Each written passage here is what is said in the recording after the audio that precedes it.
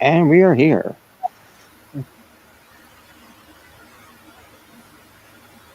So, Howdy, everybody. that's right. So, what is going on, everyone? Ladies and gentlemen, on YouTube, this is episode 13 of Being the Asylum. And yeah, we're going to get things started. I'm pretty sure we're going to have someone else join as well later on, but we'll see. Depends, on the time strength of, over whatever they're doing. So, hopefully they'll join in. They'll join along with the conversation that we're taking some topics in hand. So before we do, I do have to say, um, I may have mentioned this before, but I may have mentioned it a couple times before, but other than since the last episode of episode 6, um, is uploaded, I should at least mention that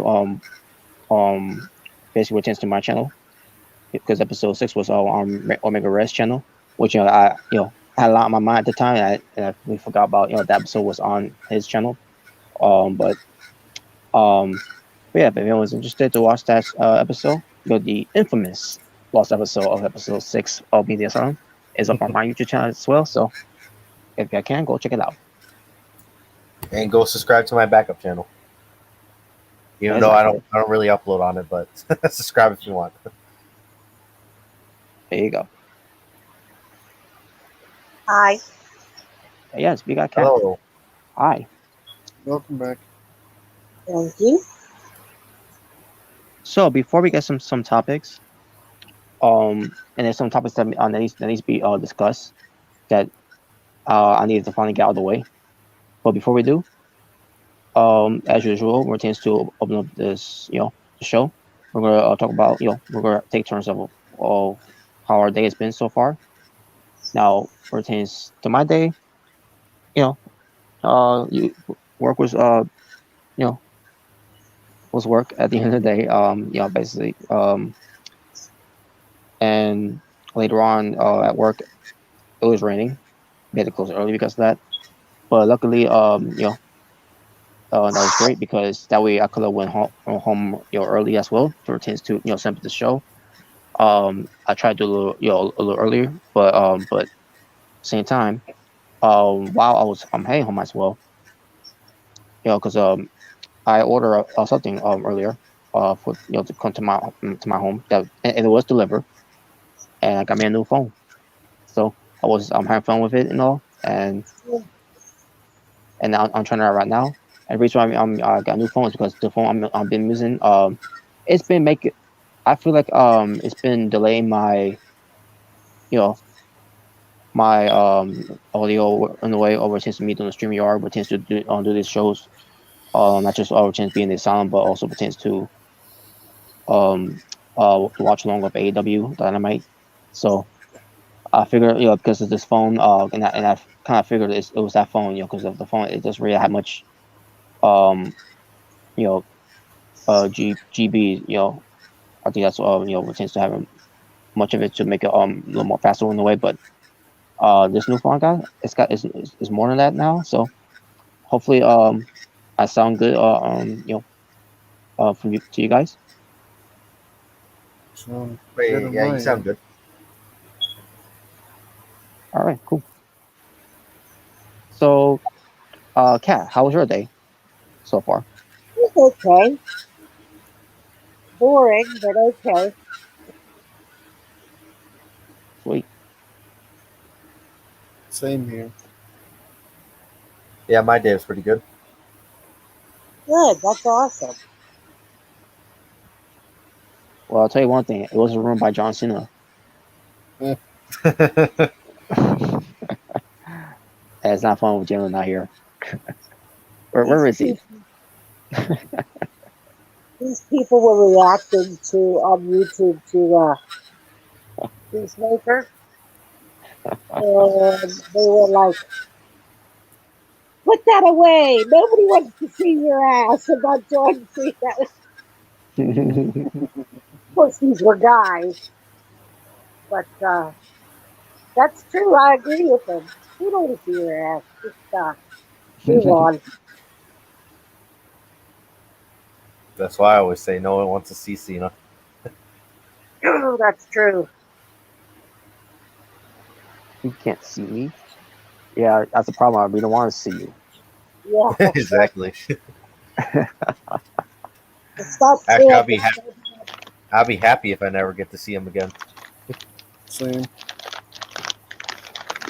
Well, unfortunately, we do just have to see him every time, the commercials and movies and whatever have you. It's such a But tragedy. The other actor is sick for everything that he did.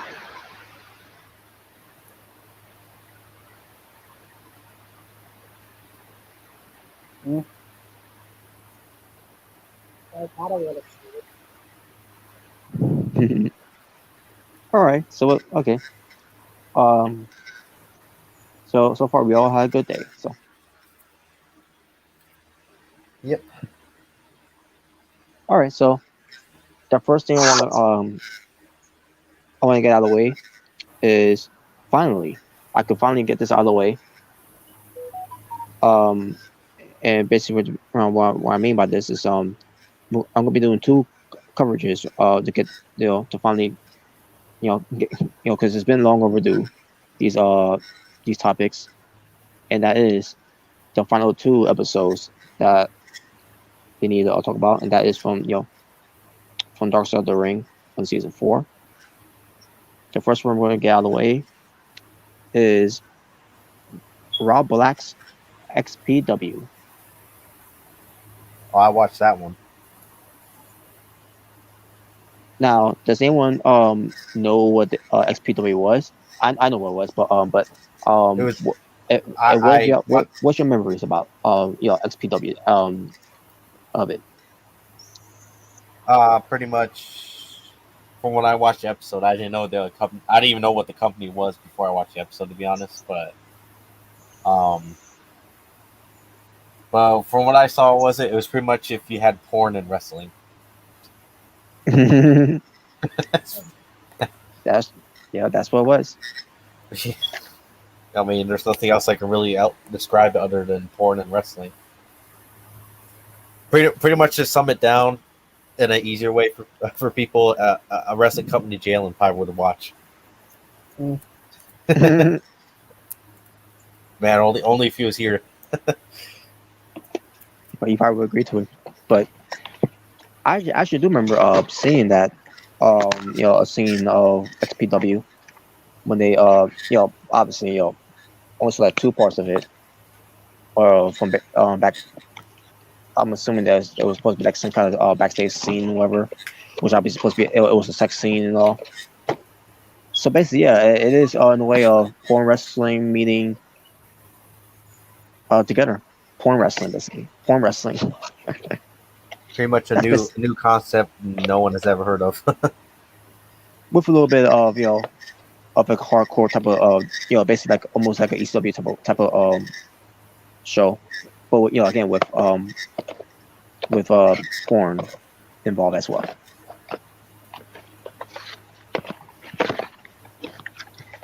And during that time, you can get away with stuff like that, but nowadays, forget about it. Unless you're in the porn star industry and you're just doing acting to do films and not wrestling in general. So Yeah, pretty much. but yeah, so I'm gonna run down some things that I took down since watching the episode at the time. So yeah, it's like where Omega Rare said, it's a combination of pro wrestling and pornography mixed together. Rob Black rebutting things that he said about him on his podcast about uh something similar to XPW because Rob Black was a troll, was no good during those times. And um do any remember or know of Rob Black? No, not until that episode. Me, I knew much. I kind of knew much of him, of who he was married to, which we'll get to her when we get to as well. Um, but yeah, not someone to remember during his time. He's still around, but pertains to what he did for XPW and all, and but we'll get to a little more of him later as well. Luke Hawks, who was there, part of it at one point. He basically talked about him doing a 450 off a balcony through a table with thumbtacks on, by the way. What the hell? And there was one point where there was a flaming table spot that got some uh cor- charcoal's fluid instead of using a lighter fluid. And so some wrestler named Supreme, um I think he was the one that was did the whole flaming table spot. And then there was a part, and there's also a spot where I think he made up this spot where he sent stuff on fire or something like that. I don't know. It's something that I try to remember during that time watching the episode, um but he did some crazy stuff too during that time XPW. And in 2020 he died of a heart attack. So Oh damn. okay, I remember now. Yeah, he was the guy on XPW who was on fire. So so so yeah, basically he did survive on the fire part, but years later, 2020. I think he died because of COVID. I don't know if he did or not, but I digress.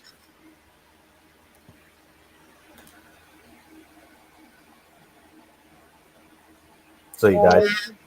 Great. It says here that they're going to have a gay Doctor Who.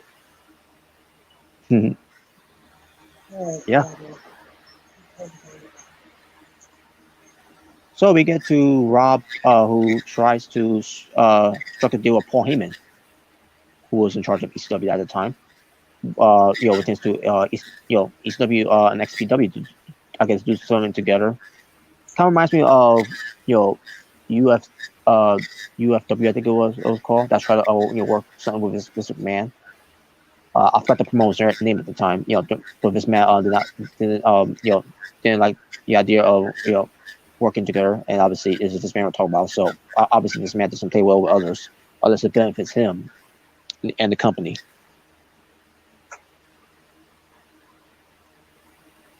But so basically, Paul Heyman was, I think he was at one point going to do a deal with him, but then ECW got a TV deal with TNN, which at the time you know years later went into TNA Wrestling and it'll become Spike TV. And I don't think it's called Spike TV anymore. I think it's called something else, but I don't know. I don't keep on track anymore. Ever since Spike TV no longer had to deal with TNA since 2014, which you could blame both Dixie Carter and Vince Russo, but most likely Dixie Carter. But um, yeah, because of that, Rob was was heated, and he held a grudge over it to a point where XPW went to ECW's Heat Wave. He bought tickets for for several of his XPW guys to be there, and they were basically causing a commotion during Tommy Dreamer versus Just Incredible's match. And then there was one point there was a fight going on back from outside where New Jack was involved with that fight as well because he's using ECW. And and like basically this whole war of XPW and ECW uh something that happened because they decided for to ECW not doing anything with XPW. Damn. So then we I had think they beat him up, right? Now I think I recall New Jack being some a few guys up. I don't recall much of it, but it was not. It was very much our drive home, which is that the whole thing. Well, I'll tell you one thing. At least he didn't stab anyone. Oh yeah, he probably would have too. He probably would have though. Yeah, he probably would have.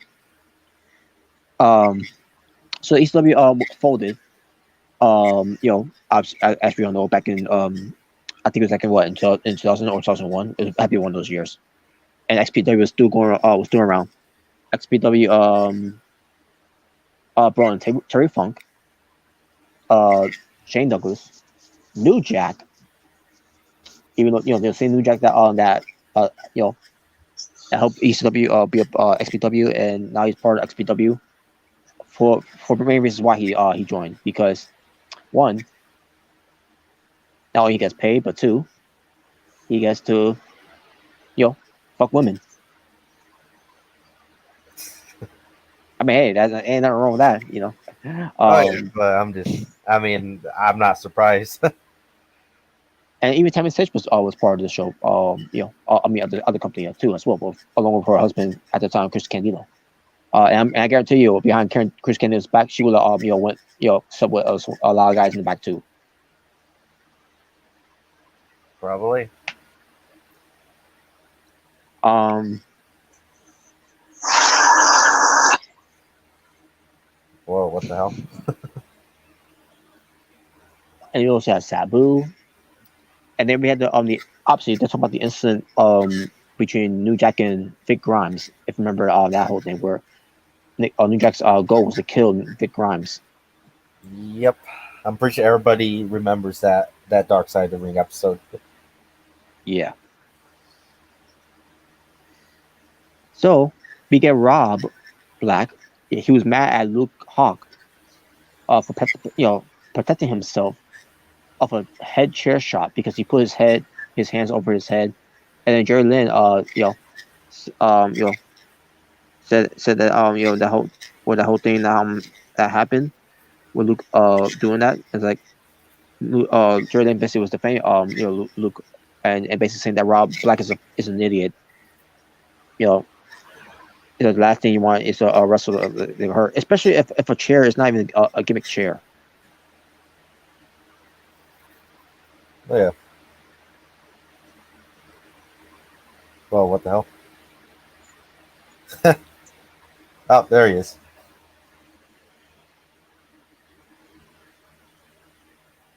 That I put up for a bit.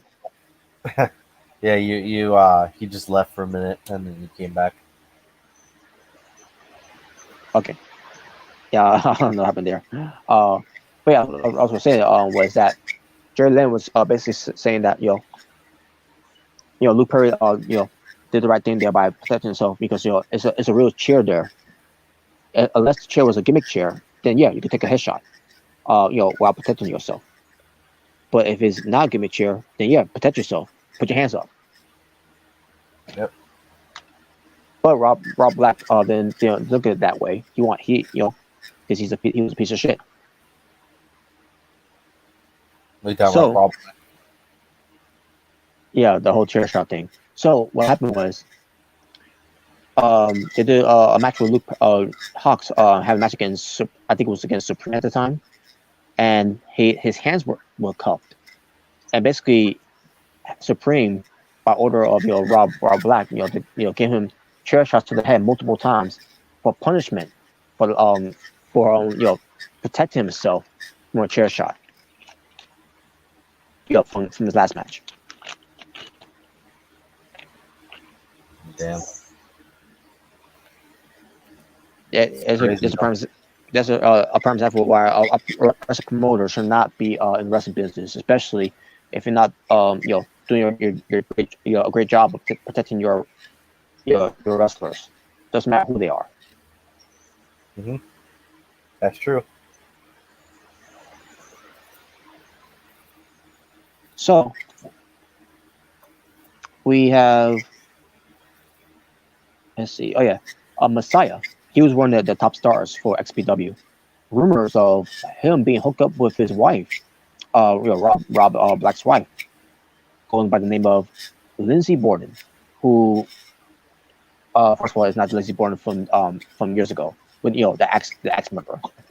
Not um it was I forgot what her name was, but basically she calls herself Lizzie Borden in wrestling, and on top of that she's a porn star of what I remember.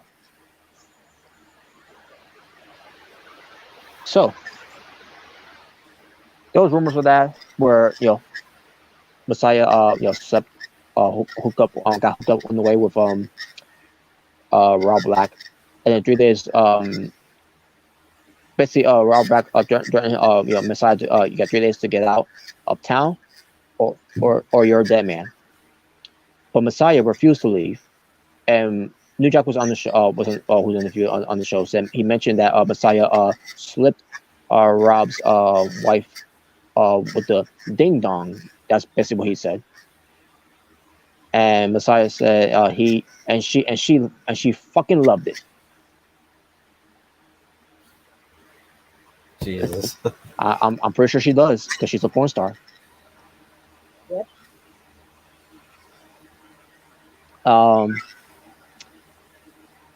Messiah said, Messiah was at XPW, for one of the shows because he was a part of that show, and right after that was when Rob Black heard about the whole thing of Messiah hooking up with her at one point, and he was mad. So we get to a part where something with the initials of AMW. I think that's a promotion that he went to. But basically, but he I think he moved to a new place where he was moving stuff and all, and he got some moving people help some stuff whatever in the way while he was playing his GameCube. All of a sudden, we see 2 men coming by to his apartment, not knowing who they were, and thought they were friends. To Messiah's roommate, because Messiah had a roommate, for his apartment, and he noticed from the reflection on his TV, one of the men was locking the door, and from there he knew something was up. So they tackled him. The men tackled Messiah. And one got to him in the chokehold, and the other guarded some with guarded shears. Basically off of one of his thumb, which they were successful to do that. His right thumb was cut off, and they tried to cut off the other one. But he fall off in the way, and then the fish tank he used to slam his head. I'm sorry, I think one of the guys tried to slam his head in the fish tank, but I think a failed attempt. I can't remember if it was a failed attempt or not, but tried to get but couldn't. So I guess it was a failed attempt in a way. They tried to get this was the weird part, by the way. They tried to get his pants off to call off something else. Yeah, I don't think somebody needs to be a genius to figure out what they're trying to cut off. Yeah, I'll leave that to your imaginations. His ding dong. There you go. Yep, his little buddy down there. Yeah. The buddy that's used for entertainment. So he got one of them in the arm drag, and keep in mind, this is Messiah with one of his right hands of his thumb being cut off, and he's using an arm bar on one of the guys until a point where they got to the door. Well, he got to the door, and then the 2 guys got out, and that was it for them. And he tried to find one on the thumb that he that he has his thumb cut off, but the attackers may have taken that thumb because he couldn't find it. So some people have speculated and saying that Rob Black may have something to do with this, which is no surprise. It'll be no surprise and shock if he was behind this all this, because ever since he got hooked. Messiah got hooked up with his wife, and he got mad with him because of that. That would not surprise me if that was the case, that he was involved with it. That he now obviously he denied it, that he ever had anything to do with it. Yeah, sure, you had nothing to do with it. Two men, It's like have a grudge against Messiah for no reason, and they want to cut his ding dong off. So yeah, it's like it's literally like I was like, you expect people to be that stupid not to think that you're the one behind it. Like, come on now. yeah. Sorry, I don't know what happened. I lost internet connection after I left for like a minute to do something. That's right. You're good. Man, this don't sound like Galen. I, I want to make fun of him and this John Cena fan. Yeah, you actually know what I'm talking about. But anyways, so they get to a part where Rob and his wife went to prison for adult films that were making depicted similarly rape scenes. Which that's all pornography. Films that they do with that whole thing. When they do these rape scenes. But Rob was on TV interviewing and defending the movies that he made and was daring some guy named John Ashcroft at at being the authority general to come after him. And guess what? They did. They went after him because it was that one of those authority generals it's not one you want to be messing around. It's like you So probably should have not been an idiot. yeah. So after getting out of prison, they divorced. Lizzie Borden and Rob Black. And Rob Black, after his XPW days, he after his prison days too long, he remarried and have kids.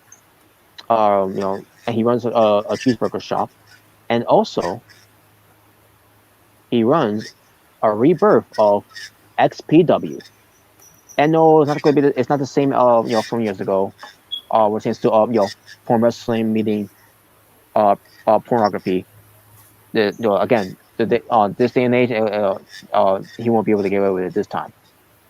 So now I know how the new XPW is. I'm pretty sure it's gonna be some hardcore matches and all. I just hope they don't have anything to do of setting yourself on fire this time. But then again, Georgia Noble will probably love that.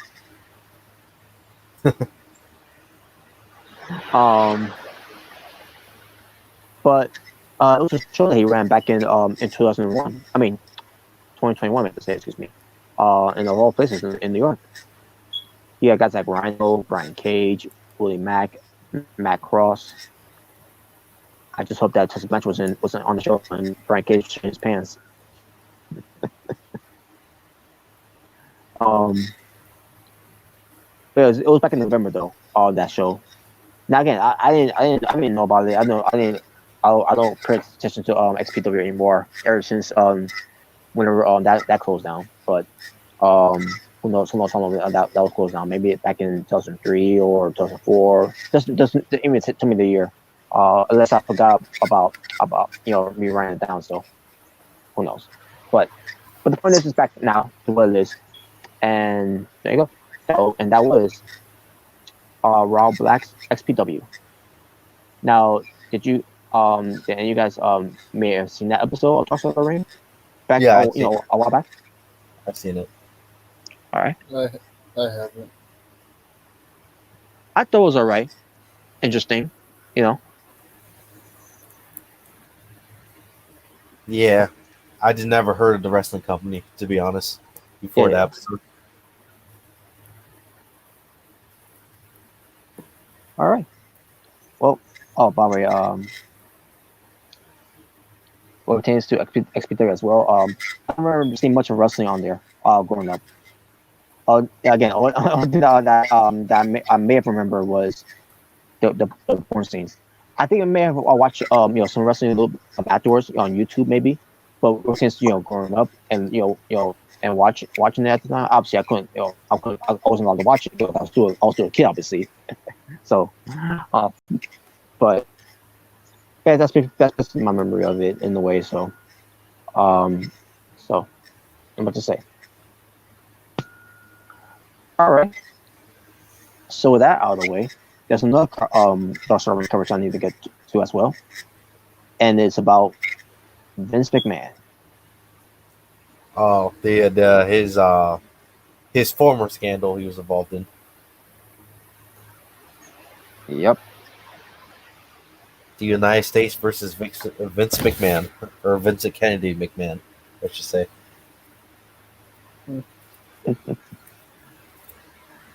All right. All right. I should have used this before, but I forgot about it. It's Dark Star Ring, so there you go. That's part of the image for Dark Star Ring. So yes, Vince McMahon pertains to the steroids trial. Yeah, that's right. That's how I feel about Vince McMahon too. We have George Zanhani. I think that's how to say his last name. Basically, this man's a lawyer. This You also have some more people being injured as well, like um, Jerry McDevitt, the Warlord. If anyone remembers him, where as to how he looked, you can tell that he was on steroids on how he was built. He was basically a walking steroids.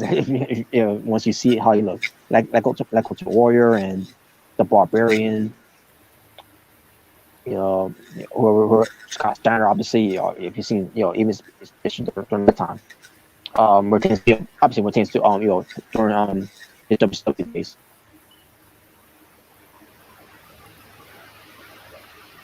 Yeah.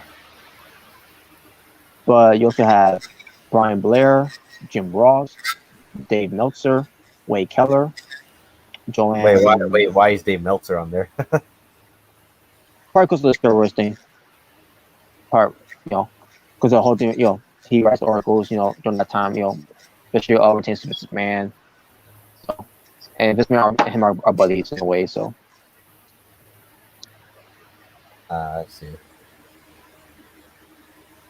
so, I also have someone named Joanne Zenny. I guess that's sorry saying her name, and Phil Mushnick.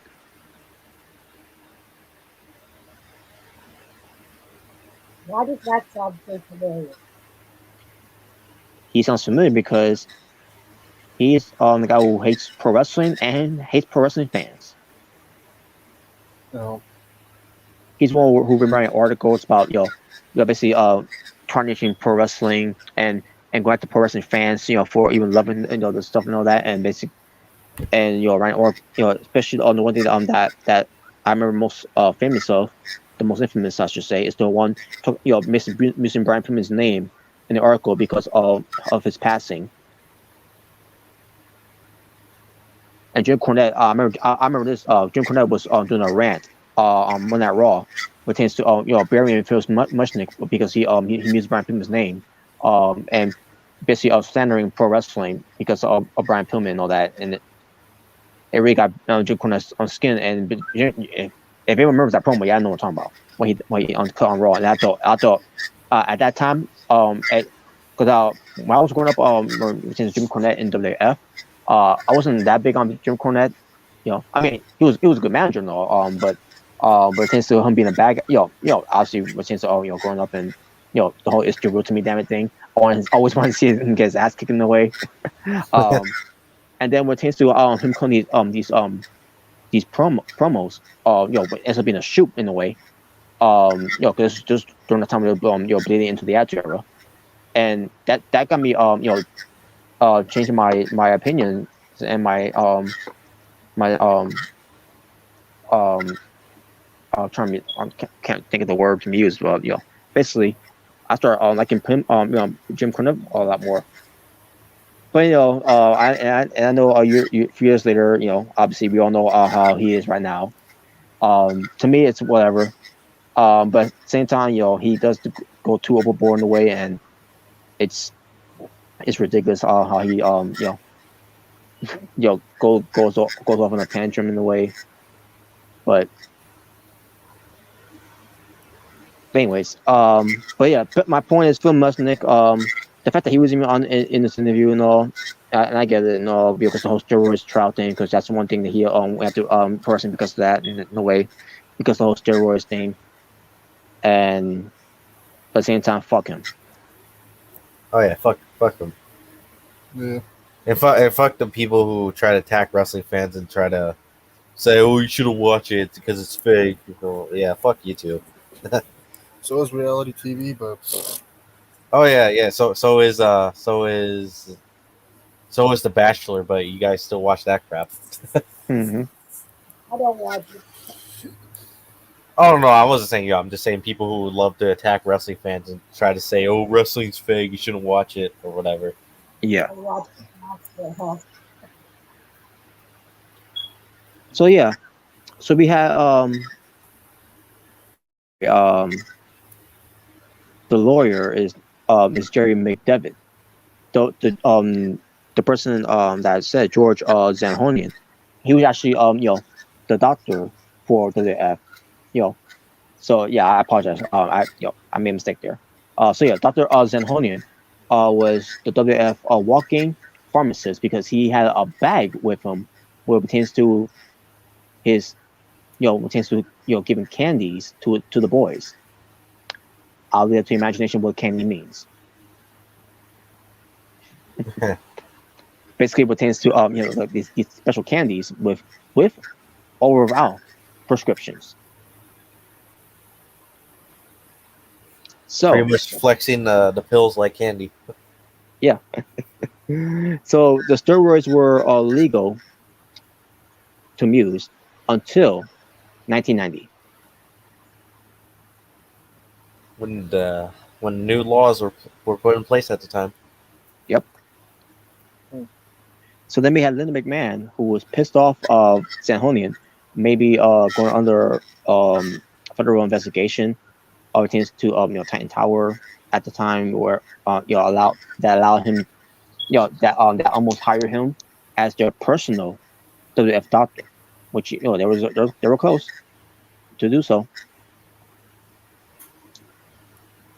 So Sanhonian was testifying under oath because that it was just a steroid trial, where he said if I was from my office, I told him I was he wanted me to call for a payphone. I returned to the hospital and called him from there. During that conversation, he told me that we're was an investigation going on of Titan Sports, that representations have been in Washington D.C. For some kind of investigation of Titan Sports, and that name was brought up that was being investigated. He and Mr. McMahon felt it was necessary for me to find all information. I had my pers- um, persons pretend pertain um pertaining I meant to say pertaining to the wrestlers, rather it be their records, telephone numbers, addresses, and destroy this information immediately. They didn't want me to have any records, and I was very uh concerned. um Concerned this may be something very minor, but we better be careful. And I told him, like, okay. He said, when this is all over, we'll get together and continue our relationships. And that was the end of the conversation with, at the time, Pat Patterson. Damn. It's just a lot of shady stuff. Hmm. And judging by what happened recently, well, it seems like that's never going to change for Vince.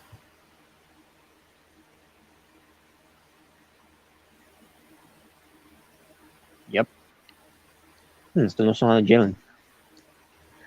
Nope. Hopefully he's watching, and or at least listening. I think he could join. I don't know if he's putting. I don't know what's going on. Maybe he fell asleep. I don't know. Who knows? But anyways, but Sean O'Shea, the prosecution, who tried to put Vince McMahon away, which I kind of wish he did during that time, and tried to get Hogan Piper to testify against Vince McMahon. Hogan consulted about waiting to start a family and with kids. So for him to testify would infringe of his right to privacy. And the film must make said something about instant reason why Hogan was excused because it would be harmful for his career because he was feeding lies exactly to his Hulkamaniacs on taking your vitamins and saying your prayers at the same time abuse himself with steroids to gain mass size and physique, which bingo. Now, as much I feel my hatred against Phil Mushnick, I do agree with him with that one with Hulk Hogan because he's a lying piece of shit. Oh yeah. So, someone asked McDevitt, Vince McMahon's lawyer, about Ronald Reagan after he was U.S. president. Reagan was being subordinate. Some I don't know what that word even means. Basically what it pertains to him being, he was allowed to, he was subordinate to testify in the trial against his former national security advisor. And if a former president can be testified, why was Hogan immune for doing so? So McDevitt said, "Well, maybe Reagan hired the wrong lawyer." What the hell? So I guess Hogan hired the right lawyer of why he didn't testify. But then again, he has to testify anyways. But we'll get to that. The jury took only 3 hours to convict George Zanhonian, the doctor, and he serves 3 years in prison, practicing medication, practicing medicine. I think that was something like that. Well, pertains to him, being locked up or whatever. Hogan was on the Arsenal Hall show, the Arsenal Hall show, where with the producers understanding that Hogan will come clean. You hear that? You hear that word? That Hulk Hogan will come clean on his steroid use. Come clean. That's a new one. And what's the prize? He lied and said that he only used it 3 times. Yeah, sure, yeah. And What are you talking about? Well, I only use vitamins, brother. 3 times he used steroids of his entire life. Yeah, and Booker T never used the word nigga except for that one time.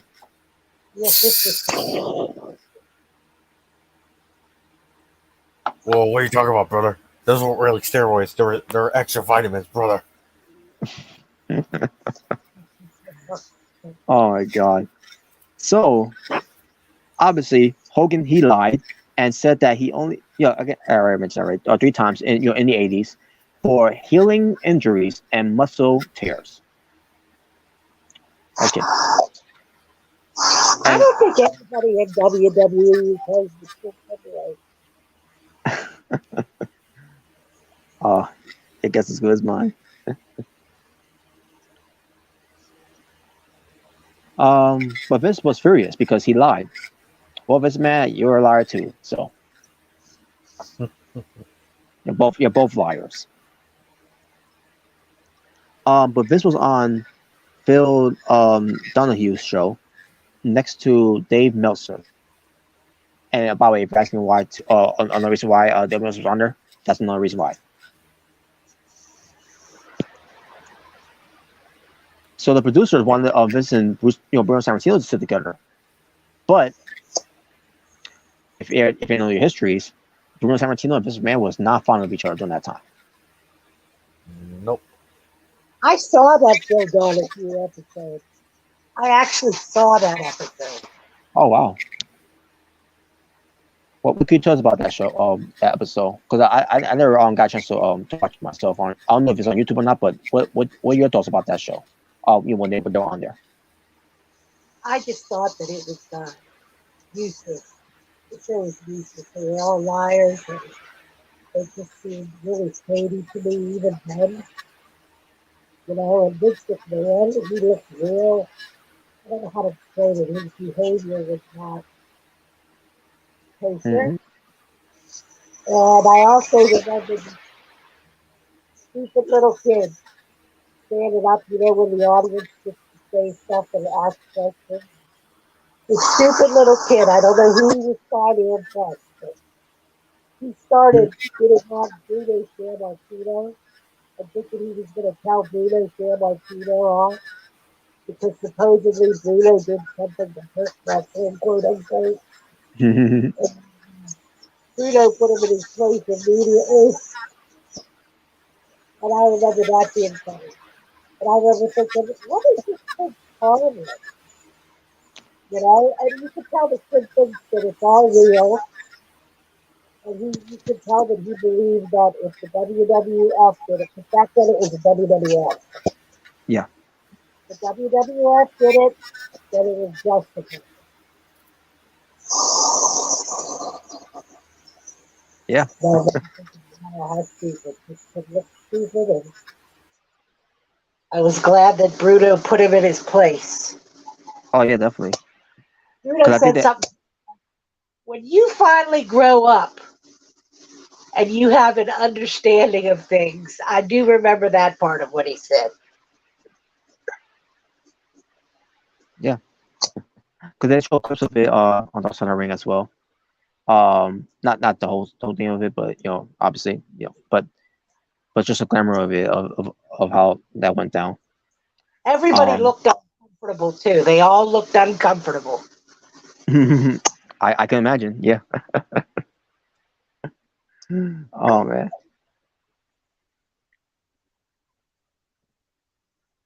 Well, yeah, Bruno Sammartino there, Billy Graham and John Orsley. I think that's how I say his last name. Don't know much about him really. Don't even remember if he was even on WF during that time as well. But yeah, but the fact that the producers wanted Vince McMahon and Bruno Sammartino to sit together, no, because Bruno probably would have killed him if that would have happened. Oh man. I'll get to someone else too who's trying to kill this man too. Like literally. But we'll get to him later. Or Orzini, again, I'm assuming that's how you say his last name. Says something about he called this man out, like you said, of being a liar. And then all of a sudden we get two men. Basically a story here was told. Two men came to John's home apartment, but he wasn't home. His mom was, and was told to her that her son he lives in a dangerous neighborhood. then they left. So basically, you had McDevitt, this lawyer, said that nobody cares about sending two men in black suits, not men in black to the home of John Orzi.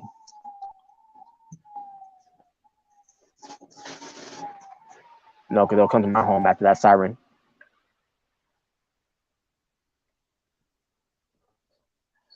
But yeah, basically, like, there's some kind of threat that happened in a way, but the lawyer, verified that there was no threat of at all within the whole thing, whatever. So this man gets, indicted in 1993, excuse me, with originally with 6 counts, but only had 3 counts. So Vince showed up in the trial of the summer of '94 with a neck brace because I guess he had surgery from there, which McDevitt said that he had neck surgery, so which is why he missed King of the Ring during that year in 1994. It was in a peer review that Mrs. Man missed out of, because of not because of the neck surgery he had. So, yeah, 11 wrestlers who testified against him, but only one testified that Mr. Man ordered them to take, to take ever use of it, and one of them was Nails.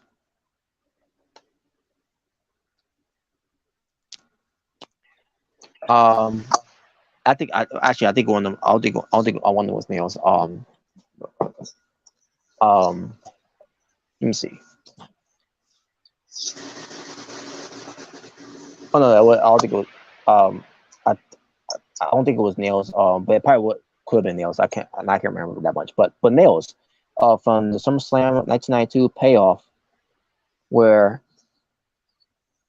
he tried to kill Vince McMahon on that night,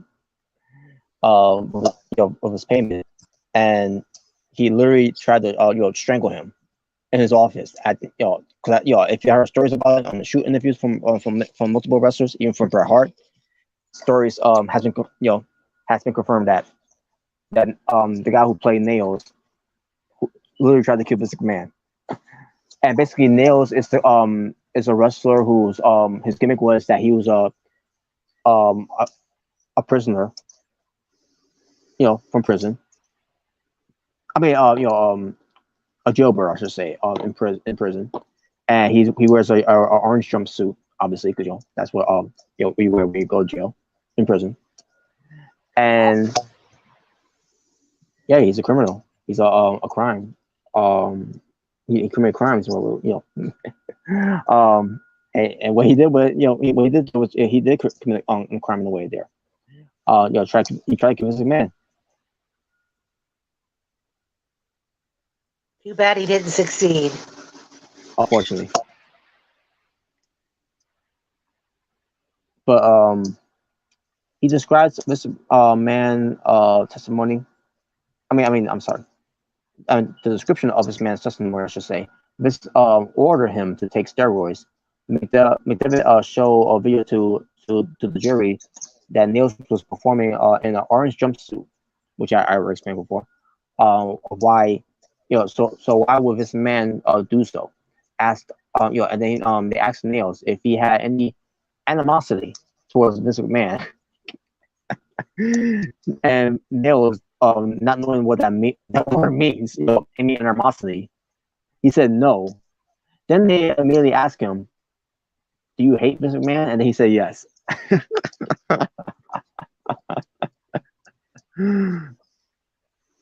I guess the lawyer did his job there, which is Nails, making him look like an idiot. Using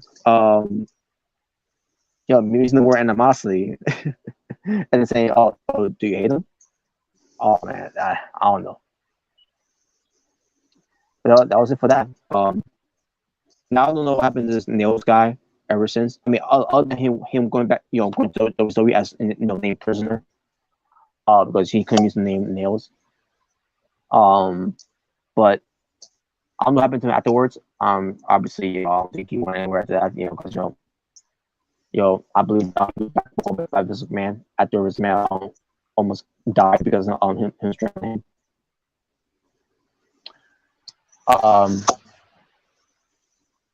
But Hogan, he would agree to finally testify, only to grant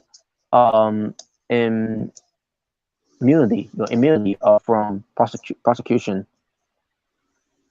for any might say on the stand, and they granted it for him. And this was during the time when he was in WCW. This was time when he was no longer in play with WWF. But he called his secretary to place his orders at Time Tower, during the time he was working when he was working for WWF, and where he picked up his paycheck, his fan mails, and his steroids, and to take it not only for bodybuilding, but to heal injuries and no longer use them for sins. Bullshit. Man,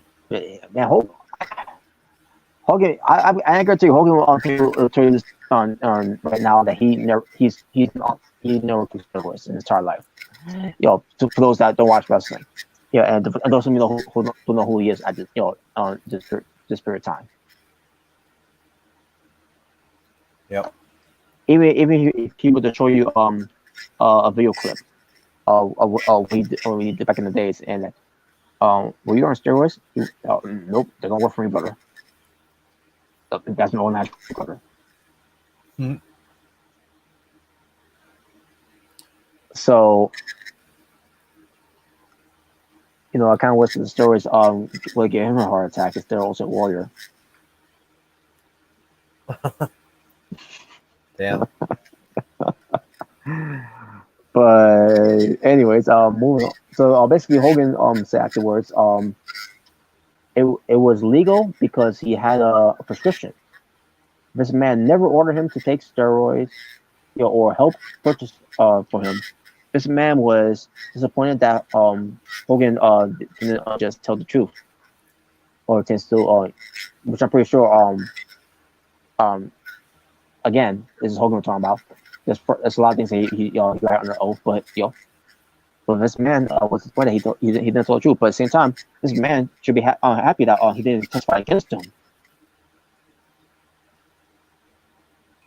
because it was Hogan's who saved his ass for going to prison. Boy, just imagine how history would have turned out if Vince went to prison. Yep. We would never have Mantar, Mcmahon, the Goon.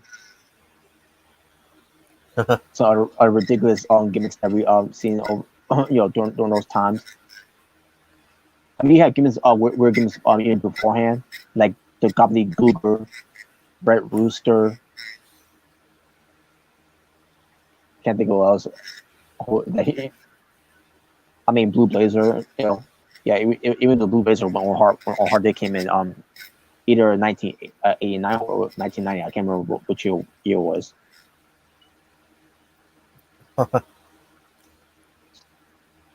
So, I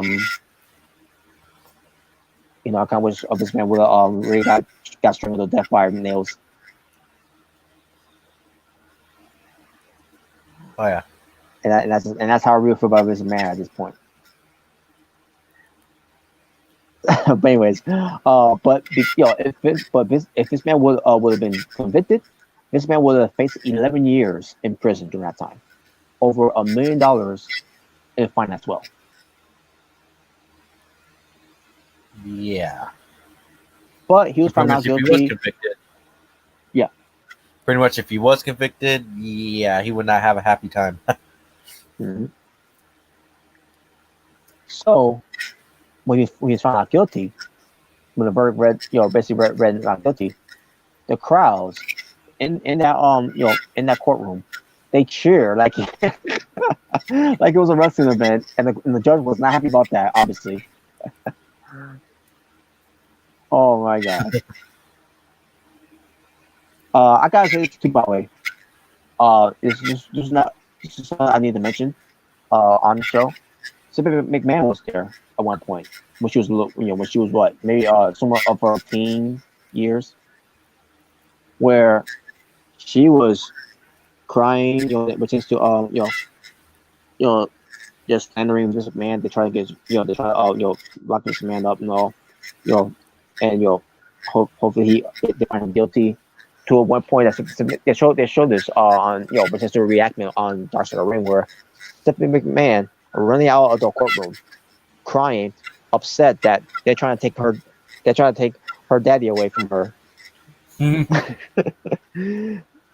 the reason I bring this up is because I don't know if you remember this pertains to 2001. The whole thing with the whole 9/11 thing. Oh yeah. It was a SmackDown show where um where they had on a couple of people talking on behalf of what happened on 9/11 while they're still doing the show on SmackDown. The show this man because this man after watching George W. Bush making the speech about what the terrorists did and try to scare us and that to that you can't break our bond, you can't take away our freedom and all that, and we're still here, we're still standing, we're you're not standing in the way, something like that. I remember if that's that's one of the things he said in the speech, but then this man decided he he's right, I'm not gonna let these terrorists ruin this just for because all happened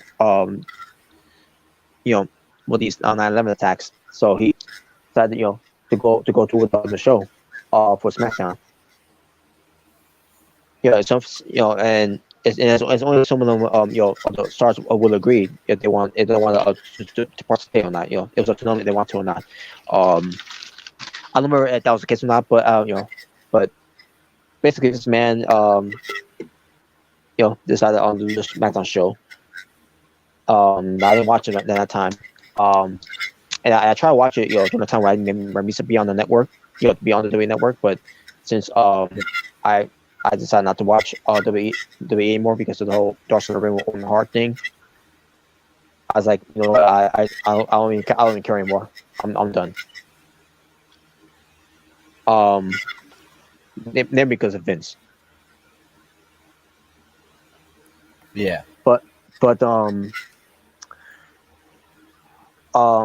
maybe I will get a second look of it, if I decide to get Peacock. Yeah.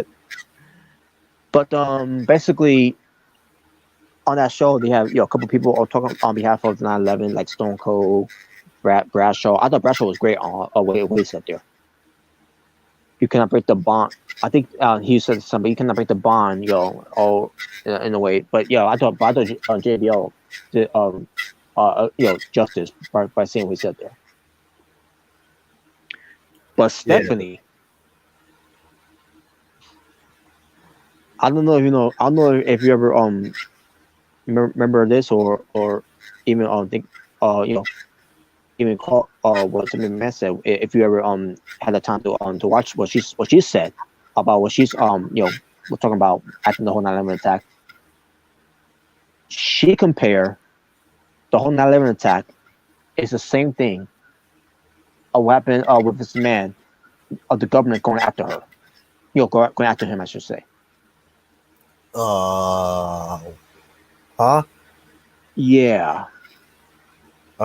Two different things. Terrorists attacked America and killed a bunch of people while Vince McMahon had legal issues. How's that even comparable? It's not comparable. That was the most tone deaf I ever heard. Now I didn't watch it at the time. I didn't even know at the time until I can't remember how long it was, but maybe about 2 years ago, 3 years ago, maybe. Before the Dark Ring thing, of this trial. But again, I couldn't believe, because again, I didn't watch it at the time, it was hard for me to watch, it at the time, because during that time, UPN, SmackDown was on UPN, and UPN all they were showing was coverage of the whole 9/11 thing, the aftermath of it. Yeah, I mean, you being a New Yorker and living in New York City, I mean, after 9/11 must have been, tough on the whole city in general. Yeah. So of course you probably won't have time to watch wrestling, around that era. And pertains to all afternoon cartoon shows and other things. Even added more cartoon shows. Like a lot has changed because of that. Because of the I mean, I'm not trying to say that that's it's the worst thing that because yeah, obviously the Yeah, worst thing that happened is people losing their lives happened on that fateful day, unfaithful day I should say. yeah, But yeah, now obviously during that time there was no Twitter, there was no Facebook, there was no Instagram, there was no social media. There was no YouTube at the time where since oh my god, I can't believe somebody McMahon said that. Like I got posted. I can't believe she would say something like that. Like that's the most toned up thing. That's horrible. That's a horrible comparison because it was. You don't compare people losing their lives over this man who's going to be going to prison because the steroid used that had most of his wrestlers dying from the steroids and had their career cut short. It's not comparable. No. So I thought that was one of the most tone deaf things I ever heard. I listened to someone talk about that years ago. Again, maybe 2-3 years ago, maybe could have 4 years ago at this point. Who knows? But when WWE did their 9/11 coverage on, I think on YouTube, was the whole 9/11 thing. I think it was last year, right? It was last year. Because I think it was. I think it was. Yeah, I think it was. It was the whole 2-year anniversary thing. Okay, yeah, it was. So, oh yeah, I remember too, because they also went to Master Party on that show too as well, and I remember watching that show. So it was a decent show, but you still had some things that was garbage. Yeah, obviously, but basically, so when the way he did the 9/11 thing, for the the 20-year anniversary thing, at least they put some McMahon, thoughts about the 9/11 thing, because again they because I think that at that point they realized even with her having some influence at that time as well, who didn't have that much power until now, but they realized right there that was the most tone deaf thing, and and we're not gonna put that on there. No. Imagine they would have done that, by the way. Yeah. The Bacchus world came back. Oh, what just say WWE would have put themselves in a dumpster fire just because it's like the nation literally is healing for 9/11 and you say something like that. Yeah. Like that. I mean, there won't be that point. At that point, they did that. That would be beyond angering a whole wrestling fan base. That would be angering a whole nation right there. Yeah. Yeah. And I bet WWE cannot handle that much heat right there. Nope. Oh man. But yeah. So that's I think that was it for the coverage of it. Let me see. Oh yeah, that was it. And obviously they show some other things too, like this man they show the part where they you have to wear you don't have to wear the neck brace anymore. And here's the thing, this man didn't need to wear the neck brace. I don't know what kind of surgery he had pertains to pertains to his neck, but like I think it was more of sympathy, for the juries, because he's like yeah, don't send me to jail. I broke my neck. Yeah. You want to send a man looking like that in jail? It's a whole. He pretty much did the whole. You won't hit a man with glasses, right? Like that card. Yes. But in his case, it was like you won't send a guy with a broken neck to jail, right?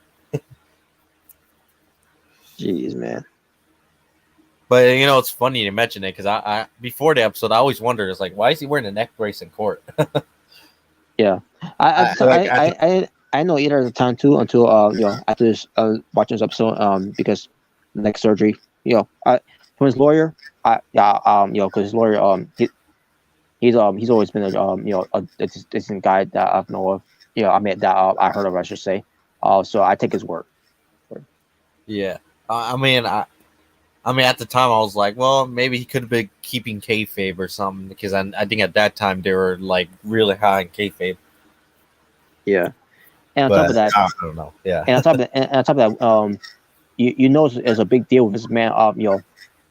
Because he were in the neck brace because he had neck surgery. Is that you know it's a big deal with what that happened with him. They had to miss King of the Ring because again he never missed a pay-per-view. Especially back then when he was a commentator. Yeah. Before I think anyone knew he was he was actually the real owner of WWE. Yeah. Or WWF, I should say. Mm-hmm. But there you go. Finally, that's all the coverage of Dark Side of the Ring. Pertains to XPW and pertains to the steroids trial. Now, I won't have to take a guess what's going to be the next Dark Side of the Ring episode when it pertains to Vince McMahon. I hope there will be another Dark Side of the Ring. 'Cause I keep hearing different things here. Like, will there be another season, or has that season been canceled because of WWE during that time? You know, the Vince McMahon was still there, was still work, was still on the power and all. Like, I don't know what's going on with that whole thing, but hopefully the Dark Side of the Ring is still happening because I mean, besides the whole this man thing, which I will for that to be a part of it too, which is the whole scandal. Yeah. It is a recent scandal. Well, I mean, that's already a future Dark Side of the Ring episode in itself, right now, his current scandal. Yep. And then, all I gotta say is I can't wait to see what future Dark Side of the Ring episodes they're going to be in. What was it, season 4? I think, because I think the last season was season 3, right? Season 5, I think. Oh, season 5. Oh, damn. Well, is it season 5? Oh, let me double check. But yeah, now I mean, I'm not we sure. gotta wait to see what the next Dark Side of the Ring episode is. Mm-hmm. I heard people saying they should do Jim Cornette versus Vince Russo, which, I mean, that would be a good Dark Side of the Ring episode right there. Just to see Jim Cornette bury Vince Russo, but yes. Or even though you probably don't want it, but honestly, I could see him doing a Sunny episode. Sadly, I mean, I guess if they do want to do that, I will watch just to see, because I'm pretty sure the part will mention Chris Candino, because they'll probably say, and even if she would be interviewed, maybe she will say, that's what my downfall ended up being. Like, bullshit. You yourself were your downfall. Yeah, I mean, if it happens, we gotta see what she says. If they do interview her, that is. Yeah. Or if she agrees to even be interviewed, but who knows? Yeah, if the money's right. But Dark Side of the Ring episode of TNA, or what happened back then. Yeah. Oh yeah, and season 4, by the way. It should be a season. There should be a season 4. Okay. All right. Because there was 3 seasons. So. But yeah, there'll be plenty of Dark Side of the Ring episodes I can see him doing. Yeah, man. Like it'll be awesome to talk about TNA. Because there was the rise and fall of the brand name itself, because now it's called Impact Wrestling. Yeah. Oh man, they could do a lot of things to talk about between Dark Side of the Ring. Even the Pat Patterson sex scandal. Because with him being gay and all, and oh yeah. So yeah, they can definitely do lots of episodes more still on either past scandals or past controversy that happened in wrestling, or just past incidents that happened. You can do one with Paul Bearer because of his oversized weight. Yokozuna versus Bulldog. It might be a far stretch, but even if they want to, you can do one on Enzo Amore because of what happened. Oh man, yeah. Because of his scandal that happened a couple years back, which he wasn't found. He was found not guilty, by the way, for people who don't know. But obviously, even James Ellsworth. I can see that being an episode. Even James Ellsworth, pertains to someone like him, gain an opportunity in the biggest company they could ever imagine in WWE. Someone like him who never would have gotten a fair shake or never got a second look by in WWE to be on feature on TV like that, and the fact that he did, and then all of a sudden something happened where he was accused of something, which he ends up being innocent too. Oh yeah. Jeez. Like even the past 10 years that happened in the wrestling world, like in the past 10 years, they could even do episodes on, or the whole Me Too movement, or what happened just like 2 years ago. Oh yeah, speaking of that movement, yeah. That could be a whole episode in itself, right there. Oh yeah, speaking of that movement, exactly. Yep. Some people got got their careers taken away from wrestling, for the right for a few of them for the right reasons. Yeah, rightfully so. Rightfully so, is that indeed. I'm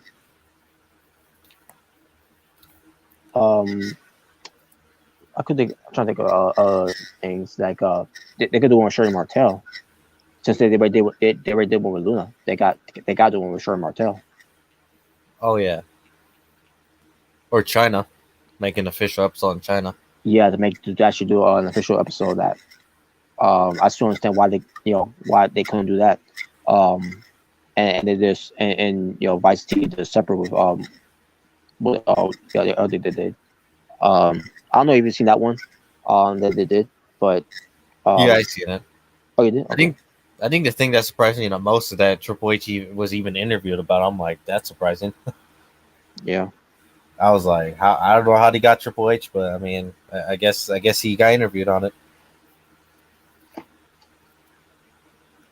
But yeah, the episode was it was kind of hard to watch. I'm not even gonna lie.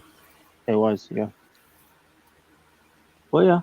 I mean, I'm pretty sure there's some other dark sides from other things that some other things that could bring up that we don't know of that we're not thinking of as well. But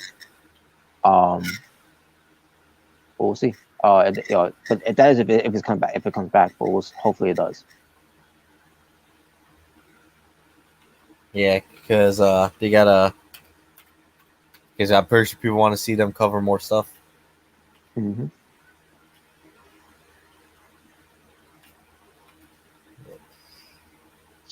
All right.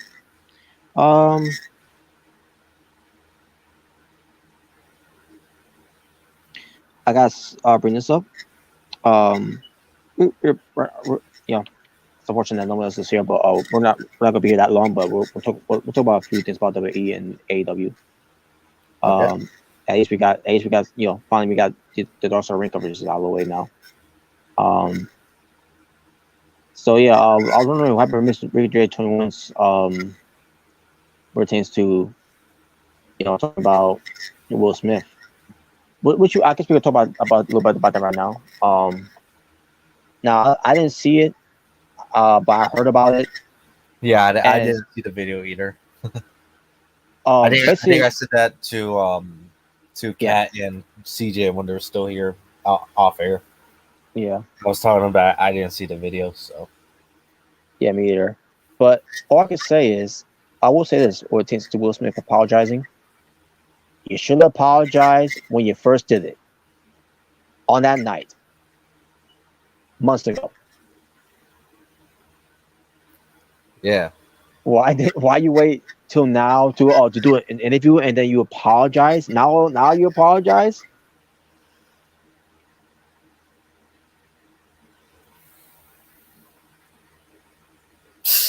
What the hell? I don't get it. Jesus. But that's I guess that's all we can say from there. Yeah, because we didn't watch the video. We don't know what was said or how it was presented in the video. But all we heard is that he apologized. That's all. So there's nothing else to talk about. Other than he did the world's famous slap. Yeah, there you go. and at least Chris Rock took it like a champ. Yep. Man, that takes me back when it happened. But hey, I will say this: try to do that with John Cena. John Cena will punch your lights out. John Cena probably won't want to bury Will Smith. Oh man. But yeah. I do want to talk about now we can talk about a little bit about some other things like besides the wrestling, a little more about wrestling, but for example, we can talk about the video game itself. AEW Fight Forever. Yep. Now I wish we have more. I wish we had a couple more people on here to talk about it, but the game itself, first of all, I am excited for the game to come out whenever on that it's happening like sometime this year, because it's been a long time since another wrestling video game is coming out besides WWE, where we're all excited for. Would you agree? Yeah. Unless you were on that person from the chat from last night, like, oh, the gameplay looks horrible. I'm not going to get it. Yeah, I've been seeing that a lot. People, there's people going around saying, "Oh, the graphics are horrible. Oh, they have mini games, so it sucks." Or, "Oh, this is just some vanilla midget indie game." I'm pretty sure Rodolph feels the same way too. Because he called it an indie, a $1 billion whatever indie promotion. I heard Bert insults from Triple H calling it a piss ant t-shirt company than an indie $1 billion company. That sounds like more of a compliment than an insult right there. A $1 billion indie company. Yeah, I mean, if that's what you see as AW, then hey, by all means, because guess what, Rodolph, didn't you also rent a $1 billion in the way of an indie promotion called NXT? What's NXT? No, actually, it's NXT shit. Oh Exactly. man. But let's talk about the development of AEW Fight Forever. The game was announced on November 10th, 2022 at the AEW Games 1.0 special event. Which I think I remember I seen it. I don't remember much of it, but I think I remember seeing it. Can't really talk much about it other than I think he has some like Kenny Omega, Cody Rhodes, Britt Baker, and Aubrey Edwards at the time. Talking about it. And then they reveal the trailer feature AEW wrestlers like Kenny Omega, Chris Jericho, and Hikaru Shida. Yeah. We have the Heidi Yogi Geta Ashati. That's the name of the director of No Mercy and WWE NWO Revenge. Was announced by was also announced to be involved in a undisclosed role on June 2021. The first in development gameplay video was released, including the review of Darby Allin. In September, another short gameplay video featuring Jungle Boy was released.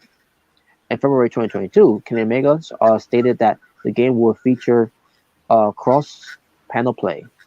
I mean, cross-platform play, I should say. Oh. Following the April 2024, following the April 21st, 2022 taping of AEW Dynamite, AEW founder Tony Khan told the live crowd that the title of the video game will be AEW Fight Forever. This later confirmed on May 4th, 2022, with the release of gameplay videos of featuring Chris Danander and Nyla Rose. In June 2022, Omega stated in an interview with Fightful that the game was uh, tentatively scheduled to release later that year. Omega later confirmed that the game will be published by THQ Nordic. THQ. Which It's, is, yeah, if anyone doesn't know who THQ was, they were the company that used to make the WWE games. yep, and WCW games too. Yep, they were the ones who brought you Here Comes the Pain, Mm-hmm. SmackDown versus Raw. Pretty much any good wrestling game from all the way back then that you can remember were all made by THQ. Mm-hmm. So, and same thing for Ukes. Yeah. Ukes, yes, Ukes. Now, what I can tell you about this, it could be featured on Xbox. Um, what's the new Xbox? What is it? Xbox X1 or Xbox One X? It's Xbox Series X. Oh, okay, yeah. Okay. It's featured on that console. It's also featured wait, as a matter of fact, it should say here too. On Wikipedia. Okay, yeah, it does. Xbox One, Xbox Series XS, Windows, PS4, PS5, and Nintendo Switch. So yeah, pretty much a bunch of consoles, which is great, by the way. Mm-hmm. So I mean, if you have, I think it's great. oh, yeah. So if anyone wants to play the game, go ahead and play the game. If anyone who wants to immediately say, "Oh, the game's trash," without even playing it, then oh well, who cares? Who cares about you? And here are the featured matches that you could play on the game. Obviously, singles matches, tag team matches, three-way matches, four-way matches, ladder matches, casino battle royale. That's gonna be interesting. That's gonna be my favorite thing. Besides other things that I might try out too. The Lights Out, unsanctioned match. The False Count Anywhere, and exploding barbed wire death matches. Well, time to put John Moxley and Chris Jericho on that match. Yep. Now, hopefully, the video game will do a lot better than 2021's version of it. 2K22. No, I'm talking about AEW Revolution when they did Omega and Moxley. Oh, I thought you were talking about like. Yeah, I don't. I don't remember if you've seen that match. Yeah. I seen the match. Did you? Okay. Where Eddie Kingston runs to the ring to protect John Moxley, but it just barely explodes. That was so fucking disappointing. I was so mad on that. I was mad. I was pissed. I look at that. I was like, they literally. I'm sorry, but they literally made Eddie Kingston look like an idiot. Yeah. Right. And Kingston who's a pro and great when he takes from talking and all and explaining. He did he did the best to work with it, but at the same time, like that doesn't excuse about the botch explosion that they did. So, but the fact they have Excalibur saying take cover, and then we thought it was gonna be a big deal when he's saying that. It was gonna be oh shit, it's gonna be big, it's gonna be a big explosion, and all of a sudden it went over like a wet fart. It is barely even a sprinkle. I was because knowing me, I love those type of matches. I remember seeing the stuff like that on YouTube, not just which is the Terry Funk and I'm forgetting this guy's name that escapes me. But I remember that was from Frontier Wrestling, right, or something like that. Yeah, I think I know what you're talking about. They mentioned it Dark Side of the Ring where he did pretty much the exact same spot, but there was a bunch of explosions, so it actually made it more memorable, especially for the Japanese fans at the time. Mm-hmm.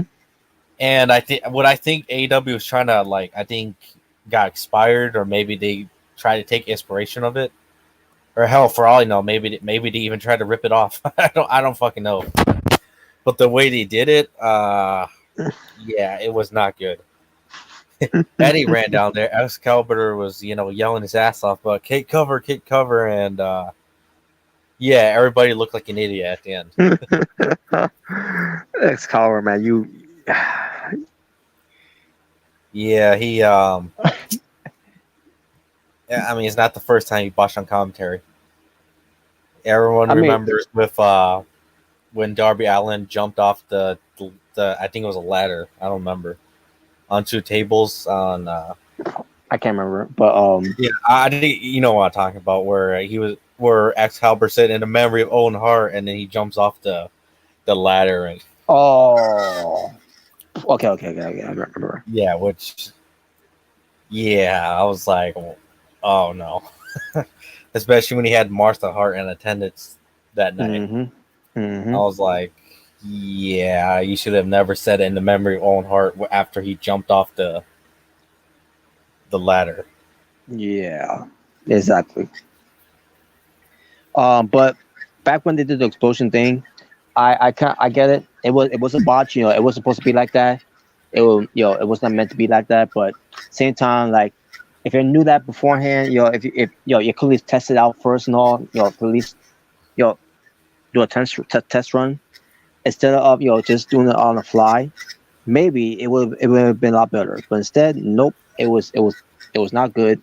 It got me pissed off to a point where when we got to Dynamite and they did the whole thing again, I almost give the show 0 out of 10. But The pay per view was 0 out of 10. no, the show. I think I gave the show maybe a 7. Cause I thought the pay per view was good, but that the ending there was not good. It's what like it was disappointing. Oh yeah. But also about Dynamite after Revolution, days later, I was good, cause there was doing the spot again, and then then that when Omega said 69 me. What the hell?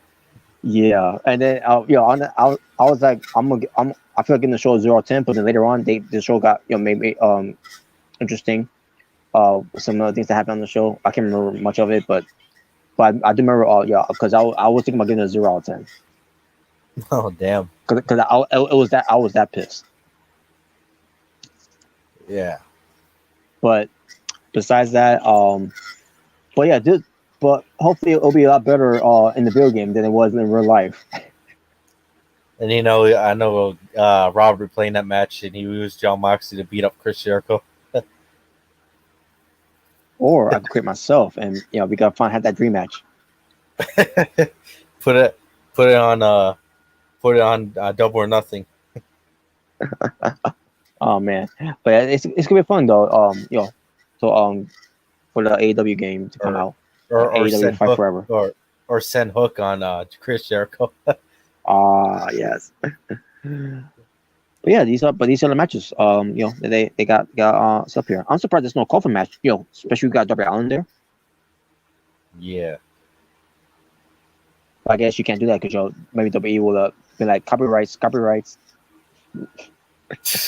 Yeah, that's Undertaker's thing. But it's just the video game. I don't know. Also, interesting. It's also interesting to see what they do with the arenas too.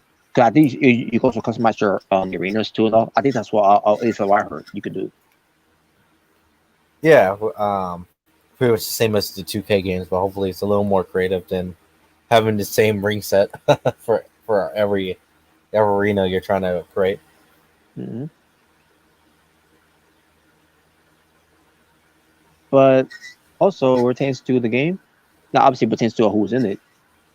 You got Abaddon, Adam Cole, Hangman Adam Page, Chris Jericho, CM Punk, Cody Rhodes, Darby Allin, Dr. Britt Baker DMD, Hikaru Shida, Jay Cargill, John Moxley, Jungle Boy, Kenny Omega, Chris Stanlander, Nyla Rose, Owen Hart.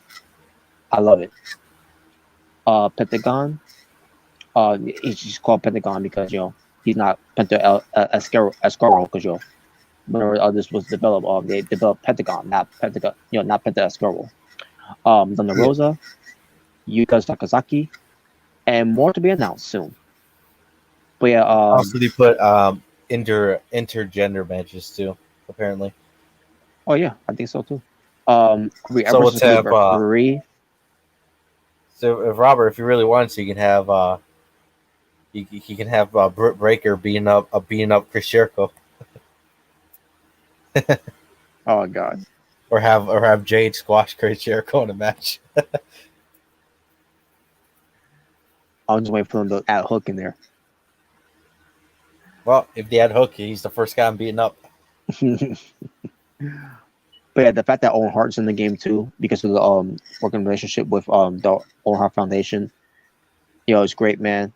That Owen Hart is going to be back in the wrestling video game.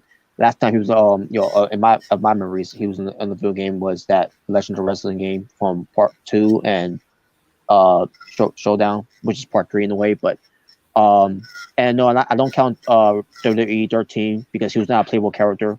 He was just basically out there with the New Heart Foundations doing pertains to just the Attitude Era things, with Brian Pillman, Neidhart, Bulldog, and Bret Hart.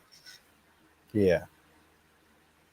But it was great to see him there too on the pertains to being on just to be a an unplayable character, but at the same time like he should have been a playable character. But I understand why, because Martha Hart didn't want to do anything with WWE during that time, especially who's running the company at the time, which he's no longer around no more. Yeah. Well, now since he's not running it anymore, I mean, who knows? It might be a different story for the next year or so. But I hope Triple H does something to because even though we're chasing Owen Hart not being in the hall in their hall, and Martha Hart is right. There's no Hall of Fame because they don't even have a hall of a hallway of fame. That's the words. They have a hallway of fame, which I'm still waiting for that building that Triple H said that they was going to do, but they never got a chance to do it yet. Maybe because of COVID, got in the way of it. But I remember there were plans of doing that. For to have their own building for the Hall of Fame, which I hope they do, eventually, so that finally you could have but Triple H could finally make amends with Martha Hart that Vince McMahon refused to ever do, which I never understood why. But then again, look at this man over the years of his interviews with people pertains to these wrestlers that you abuse and you that died for you, and then he mocks them those that are interviewing him. Like this is serious stuff that they're talking. You're acting like that, like we're a fucking child. exactly. I couldn't believe it when I saw that clip of it from a few days ago. I can't remember if it was last week or whatever, but I couldn't believe I saw something like I saw that. And this was this man from years ago. Yeah. But the fact that Owen Hart's in the game for AEW is great. And hopefully, again, with Triple H trying to make amends, like he's done before with Bruno Sammartino, Ultimate Warrior, Goldberg. Now, I'll tell you one thing: he ain't making amends with Bret Hart. But Bret Hart especially Bret Hart is not fond of Triple H.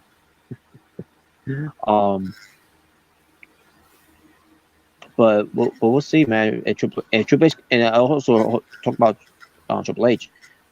He's trying to convince Sasha Banks and Naomi to come back. Yeah, I heard about that one too. Which is a good thing. Yeah, it is. If Triple H can do that, imagine how he can try to make amends with he's trying to work his way to make amends with Martha Hart to work business with them. And all I want to hear is from the company. Maybe we're not here. We probably won't hear this from Vince McMahon because he never is that type of dude to apologize. He does because he feels like he could do no wrong. He feels like he can't take responsibility of his own actions, a weapon to Owen Hart, because even though it was his fault, not saying he planned it. Yeah, I'm not gonna be that conspiracy theorist and say, "Oh, he killed him." Like he pulled the rope and killed him. Like, no, I'm not gonna say that. But No, I like Bruce Blitz. But anyways, all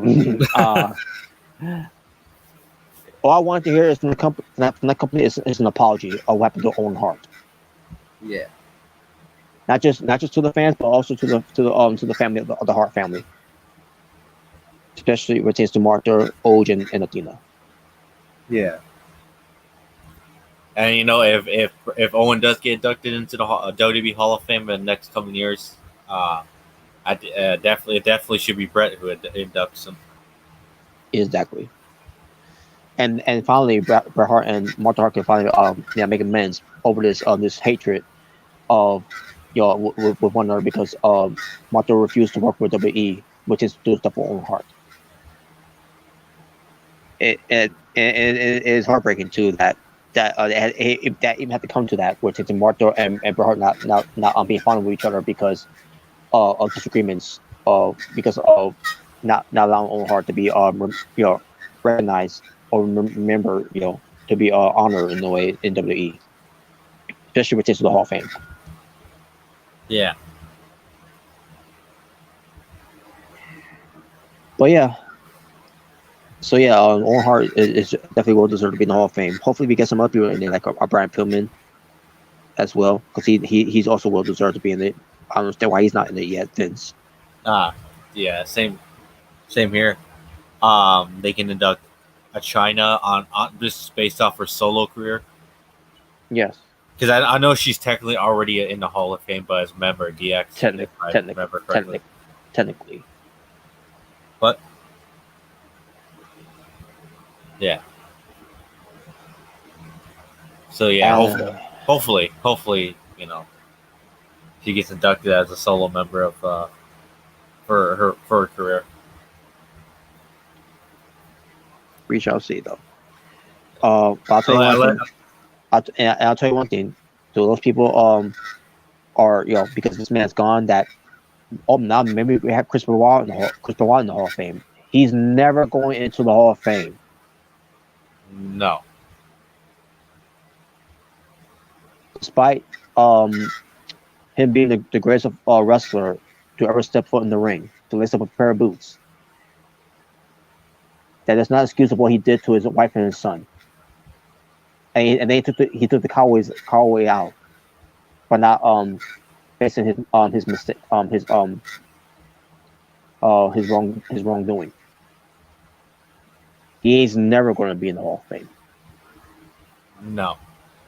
It's just like when people were getting all angry, saying, "Oh, why didn't Rey Mysterio mention Chris Benoit?" It's like, he's not obviously not going to mention Chris Benoit. Come on now.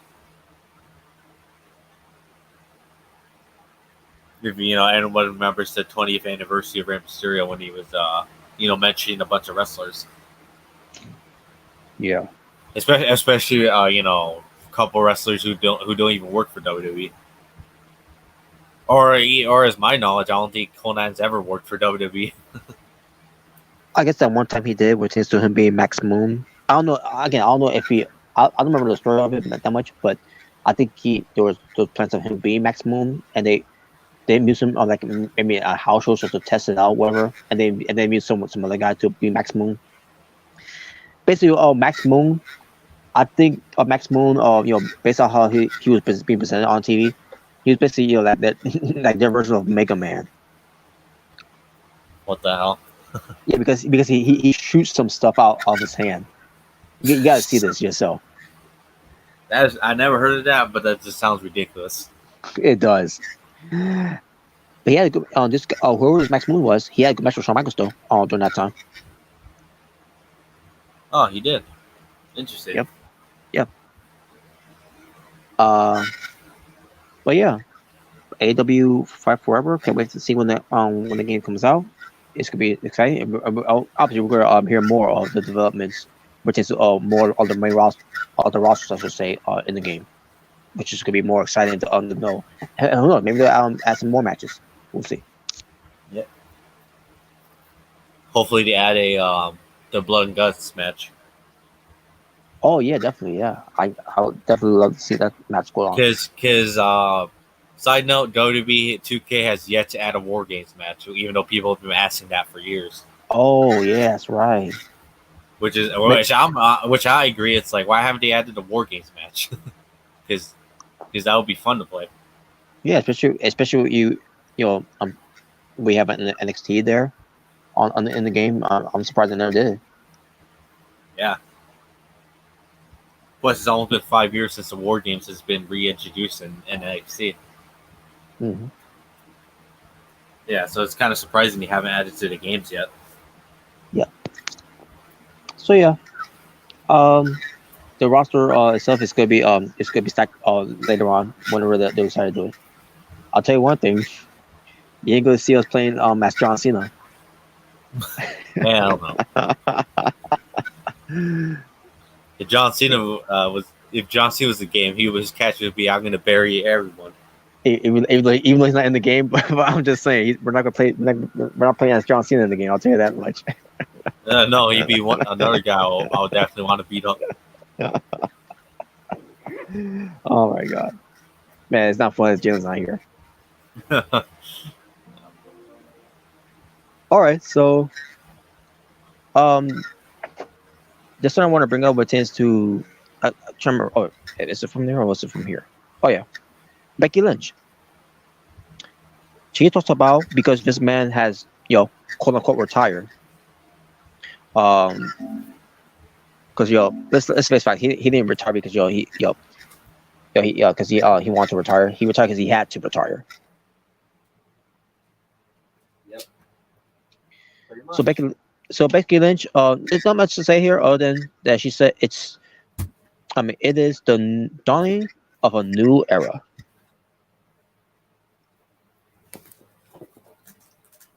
I mean, it is. It is though. And that's all. That's all you need to hear from Becky Lynch saying that because, well, for one thing, she's back to being the man again. Like it's to me, it's whatever. I'm not a fan of the man stuff and all, but it's whatever. Yeah. We'll just hope Seth Rollins doesn't return to being the Messiah anytime soon. I know that sounds. I mean, if anyone remembers that gimmick, let's hope he never returns to it.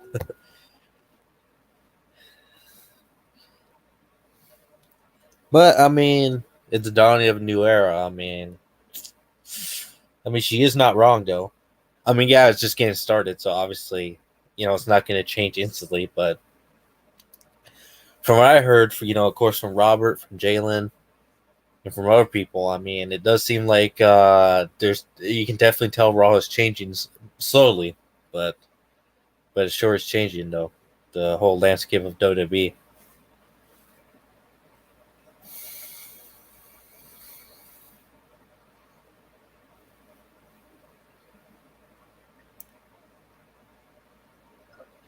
Yeah, the whole thing of talking about the landscapes changing over the years and new era over the years, it's just a sake of does a man want what's the word that they use? I keep forgetting the word is that pertains to. Sorry, I dropped my phone. Which they got was on the floor. But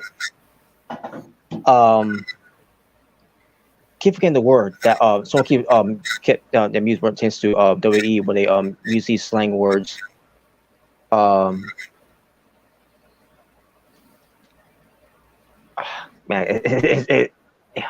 it's driving me nuts. I can't remember exactly what it was, but it'll come back to me. But it's the it's like where you call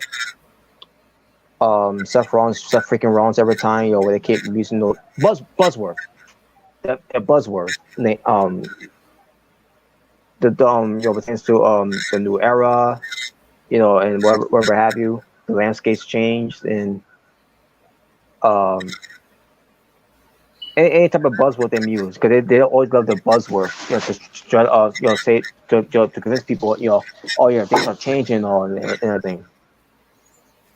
No, this is real change this time. This time the landscape is changing, and this time there is a new a dawn of a new era, because ding dong, the old bastard is gone, dead. Not really, but you know what I mean. Mhm. Be honest with you, I kind of wish he was, but anyways, but then again, that's what people should really know about this. That hard people this man. All the careers he's ended, destroyed, the territories that he killed, ran out of business. All the backstabbing and the lies and the deceiving. He made WWE. He pretty much made WWE the wrestling monopoly for years. Mm-hmm.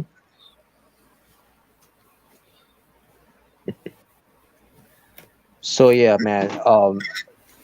And not to mention, again, with the whole thing with Owen Hart, that will always come back to me. That should even never happen in the first place. What happened to him, and the fact that he still continued to show. Or the thing with Brian Pillman when he was kind of like, or not kind of, but you get what I mean. He was trying to profit off of his death on interviewing his wife on Raw. Yeah.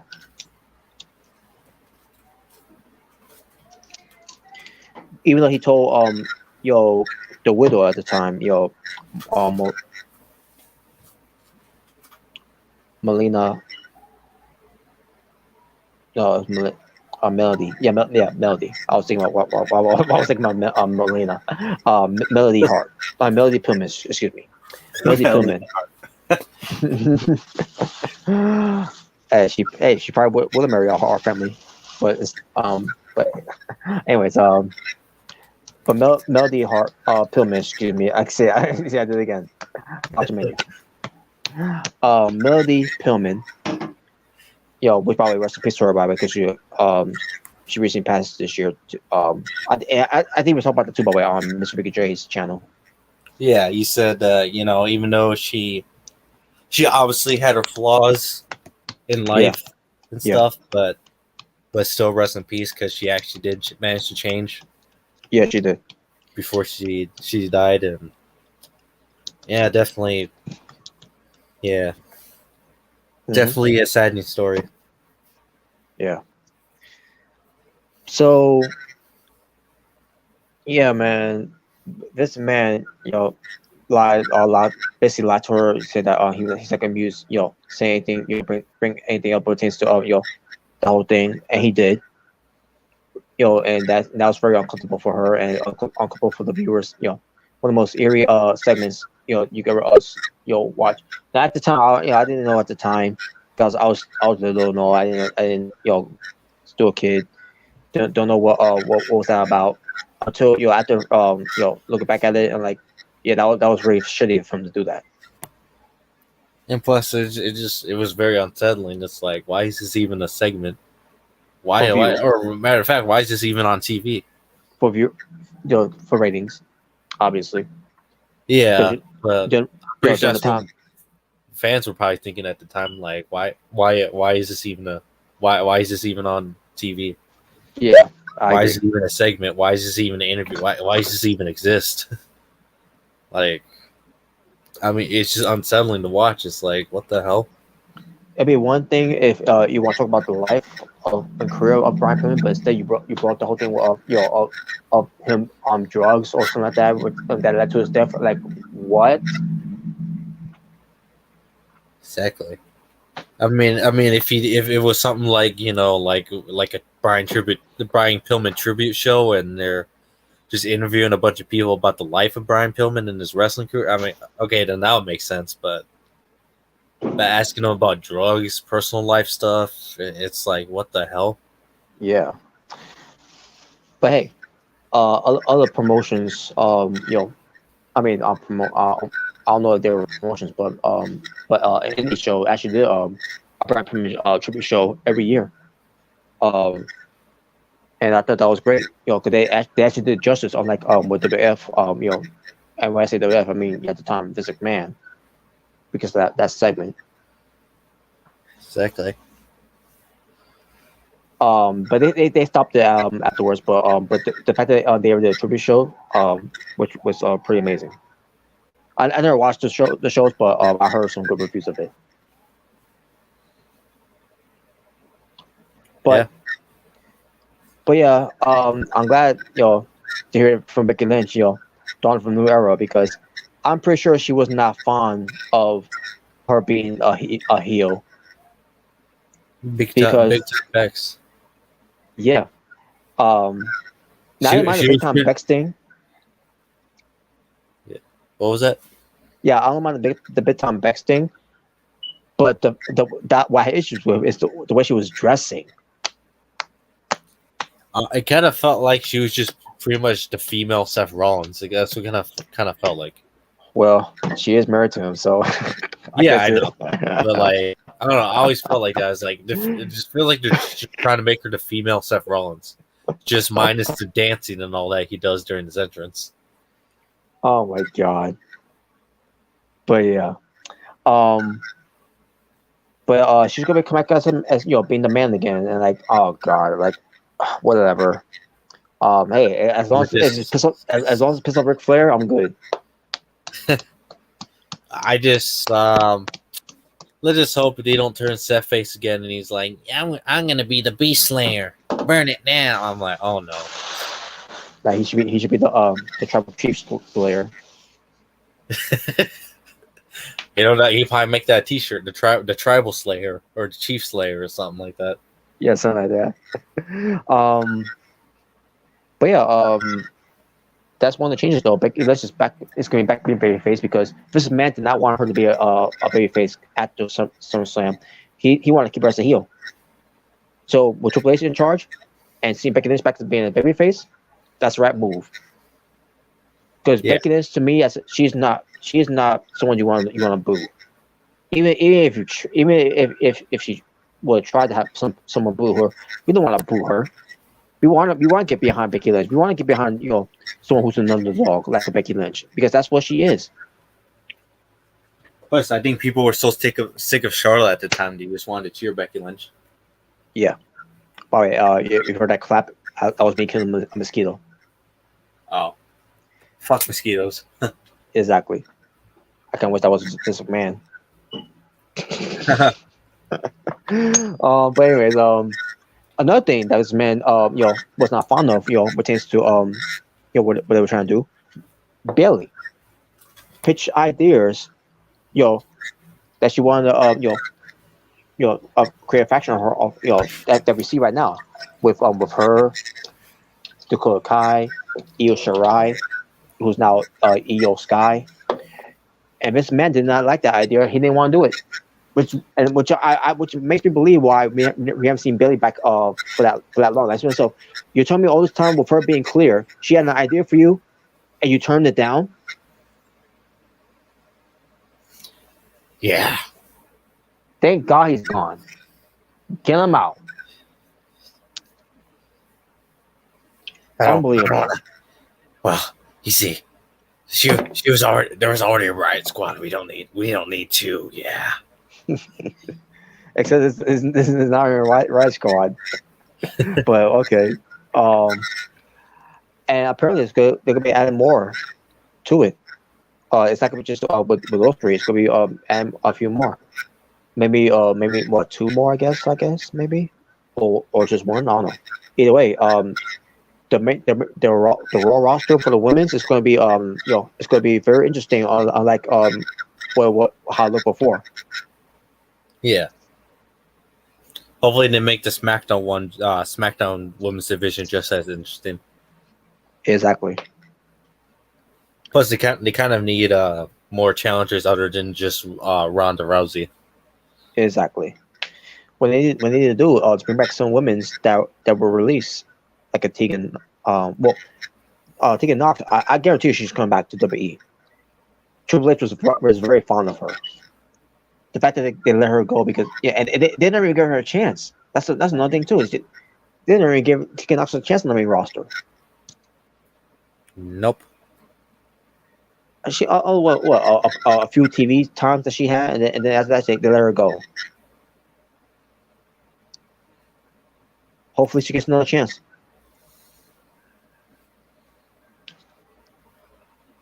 Speaking of, there's probably some, and I was speaking of, there's some women that they haven't even been using lately, so they might be coming back. Mm. I mean, like, where's Selena Vega been? Oh yeah, that's right. She's supposed to be on Raw, and yeah, I don't know what happened with her. Or Queen Selena, I should say. Queen Selena.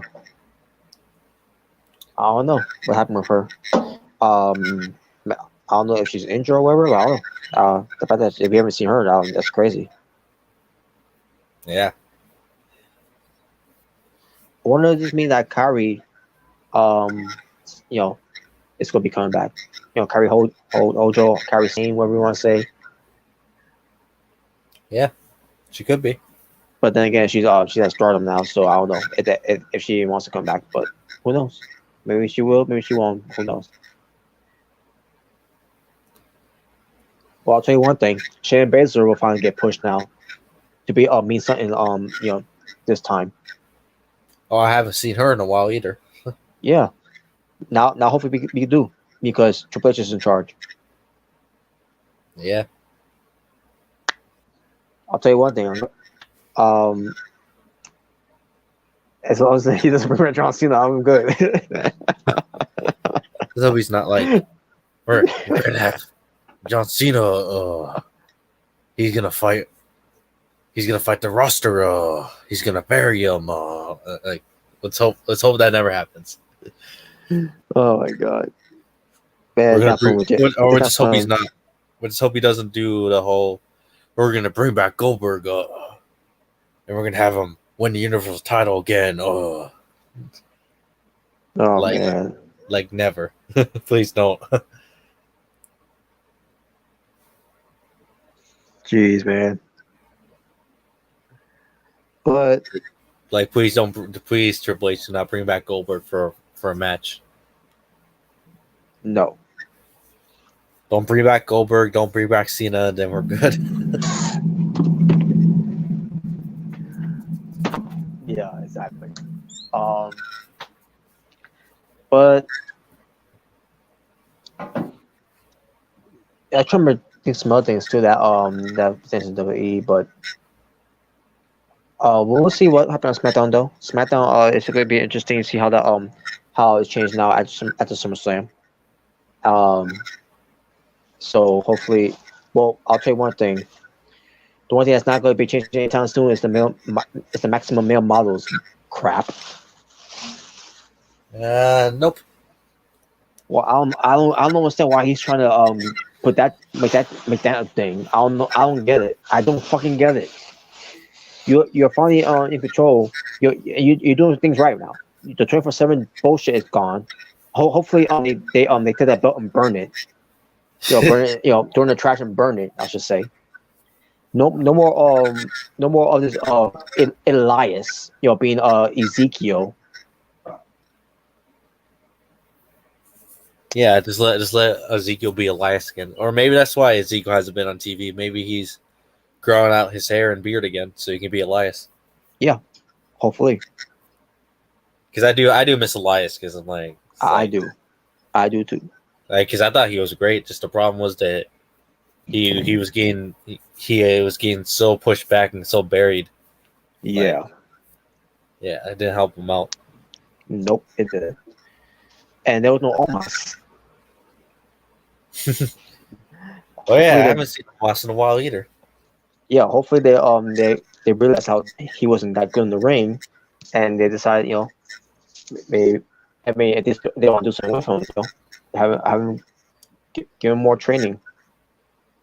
Send him to NXT UK. Oh no, not that. No, you can stay on 2.0. Not that. Yes, I agree.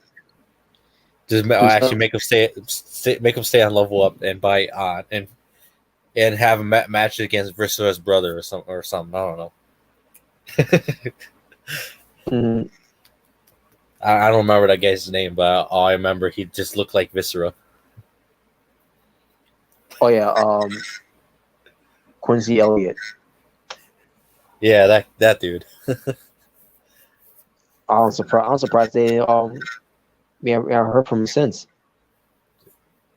I don't know. Maybe he might be the next Maximum Male Model. Yeah, if they want to do this whole male model thing, why not have him there and pretty gaily?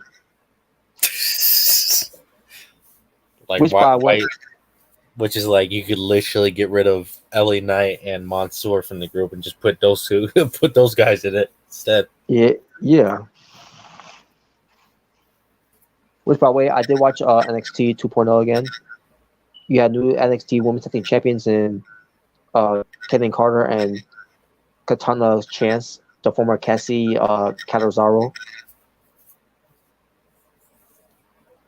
Interesting. Yeah. By the way, in that match, Gigi Dolan, she was trash. For real? I never thought I ever see her look terrible in the match. The way she was performing in that ring on that Tuesday night. Oh damn. Like, what the hell was that? Maybe she had an off day. You never know. I don't know. I don't know. Maybe. But my God, I see a lot better from her than what on that night. Like, Let's just hope Bruce Pritchard still is not running that show. I think in the way he's doing is until Triple H sees how bad the show. The match, to me, the show wasn't that bad. I mean, other than Trash Legend. Oh boy, what should you do this time? Trash Legend was in the match against Alba Fire, and I'm sorry, I don't see it. I'm not saying that she was bad in the ring, but at the same time, like I don't see what they see in Trash Legend. There's nothing special about her. There's nothing special about her. She look like she's got better in the ring, but at the same time, like again, I was trying so hard to crap on her because last time I saw her performing in the ring, like, oh my God, she's terrible. She's not good. By the way, Alba Fire, is she Kaylee Ray? Yeah, Kaylee Ray. Yes. Okay. Her thing is she's got a baseball bat that's on fire, like as a torch. Burn it down. I mean, it's interesting. She's got a new look too, no? Like, I like it. Okay. But Legend, Trash Legend, Tap Legend, Task Legend. Not just I don't know. Again, I don't get what they see in her. Some people said it was because she cuts a good promo, but I'm like, it's not that good. big fucking deal. She current problem because she does her talk show quote, trashing out. Trashing out. Does she? Actually, I don't know. I should know because I watched this week, but then again, there was no. Thank God there was no segment of trashing out. Because I remember when we first seen it, when she I think what episode 2 or episode 3 of it when we start doing the live reaction thing. It was not good. I hated it. I was so fucking cringe. It was trash. Remind me of Wendy Williams. I have my feelings about Wendy Williams too. She's a disappointment. But I don't know. When I first watched Lashing Out or Trashing Out, I was thinking to myself, like, this is like a worse version of Miss TV. Yeah. No, I think I got more entertainment off of Miss TV over Lashing Out. And that's saying something Ah, here. it was it's way worse than Bird Love's the Bird Love show. I don't know. I think I'd rather watch Roads to the Top over Lashing Out.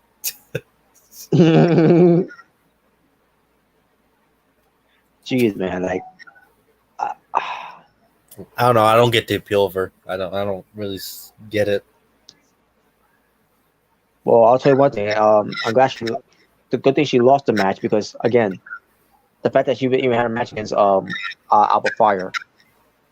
I don't know, man. Like,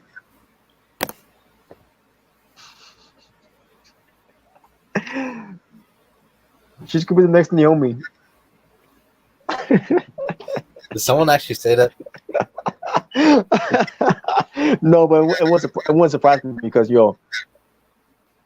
she's black and I don't know. Oh, she can be Naomi's sister. Oh my god. Well, thank God this man's not in Raw. That probably would have happened. She's gonna be Naomi's she's gonna be Naomi's sister. I mean, I'm done. I heard enough of the. They could be the female Usos. Jeez, man, the cousin, or it could be cousins. I don't know. Who knows?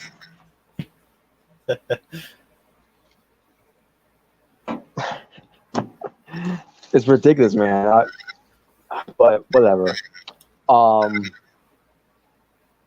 I try to remember some other things that happened on the show of NXT 2.0, where it pertains to, I guess they do something about Apollo Crews and talking to the Creed brothers, and Roger Strong saw that, but he was late. He was late coming to the show.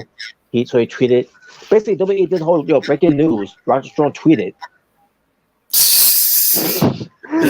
Like I've seen this. So what's the breaking news about that? Wow, he tweeted, "Congratulations to the Creed brothers for retaining the titles." And by the way, Apollo Crews, they are of our business. Oh, breaking! Wow, what breaking news that was! Fuck you. Also, am I the one who hates Apollo Crews' new gimmick? I don't know what his gimmick is supposed to be. To be honest with you, I guess a visionary. I don't fucking know. I don't know. It's so confusing. I'm like, what is this even supposed to be? I don't know. But Like, how do you go from a Nigerian to that? Yeah, and he's wearing new pants. I mean new tights. I should say. Long pant tights. So I should say. But It's just I don't remember if he wore it before. But he had a Nigerian gimmick. But same time, like I don't know what doing with Apollo. I remember when he first came at to 2.0, he was apparently challenged Braun Breaker to a match, but then that was completely forgotten about, and now he's doing, I don't even know what he's doing anymore. Yeah, it's a damn shame. Yep. But it's a Santos Escobar. His faction. The left small word. Like Edo Del Fantasma. Yes. They're done with the entire mafia. They basically turn on them. Yeah. So that's the end of that one. With that whole now they're obviously gonna do a program again. But we'll see how that turns out. But It's probably gonna be their last match, and they're probably gonna end the whole storyline altogether. That's why I probably think it's gonna happen. Probably because it's one of those things where I think people are saying it's time for both of them to move on from the storyline. Mm-hmm. Which from I heard it, or one of the match I saw from I think it was the Great American Bat. No. It probably was. I think it was in your house. It was in your house, I think, when they had that match. Oh, okay. Wasn't a bad match. It actually was probably one of the best matches of the night for that show. But yeah, apparently they were doing something where if they lost, then they would have to become a part of each other's stables or factions, whatever you want to call it. Mm-hmm. So Legado del Fantasma lost, and they became a part of Tony D'Angelo's faction, and yeah, that's pretty much how it went on from there. Oh wow! Yeah, the match is pretty good. So I mean, if you want to watch a good match, or at least one of the good matches from 2.0, I mean, there's one. Mm-hmm. Well, I might think of this consideration. We'll see. I'm trying to remember what else happened. Oh yeah, Mandy Rose was against Saray. Match itself was alright for what it was. I'm pretty sure Ray probably carried Mandy Rose through the match. I'm pretty sure she did. Mandy Rose didn't look terrible, but at the same time, I'm pretty sure Saray did. But Saray had lost though. Yeah. Shame. Saray's kind of been treated like a jobber in NXT. Mm-hmm. Well, I heard she's actually fighting. Well, from what I heard, she's challenging for the NXT UK Women's Championship. I think you're right. Yeah, I think she was, and she's challenging. I forgot her name. Mako Sakamura. Yeah, I haven't seen much of her. Me either. But then again, I'll watch NXT UK much. Yeah. Speaking of which, I might start watching that again. Yeah, it's pretty good. I still have to catch up, but I mean, it's pretty good. The only reason I stopped watching because what's the point of me watching it if during some of his members around? What's the point of me watching it if these guys are not going to go anywhere anyways? And not going to get them the push that they deserve. Yeah. I think the only flaw it has is that they tend not to have any real challengers.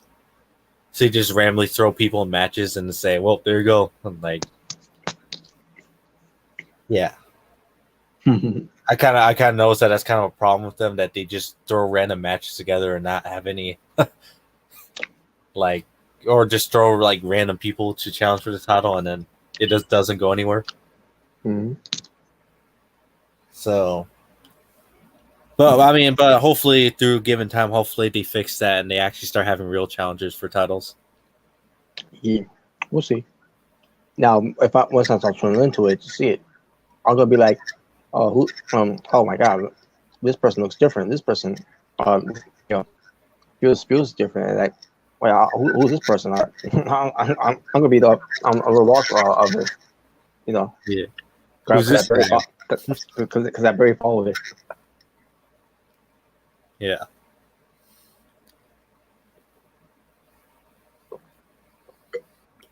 Tiffany Stratton was doing gymnastics, and they're doing the whole thing where the whole Winnie Chu feud. I don't know what they're gonna do with Winnie. I don't know what they're doing with Winnie Chu. Where I guess she's gonna be serious. I don't know if that's gonna be the case or not, but we'll see. I don't know if it's happening next week of the match and all, but it's whatever.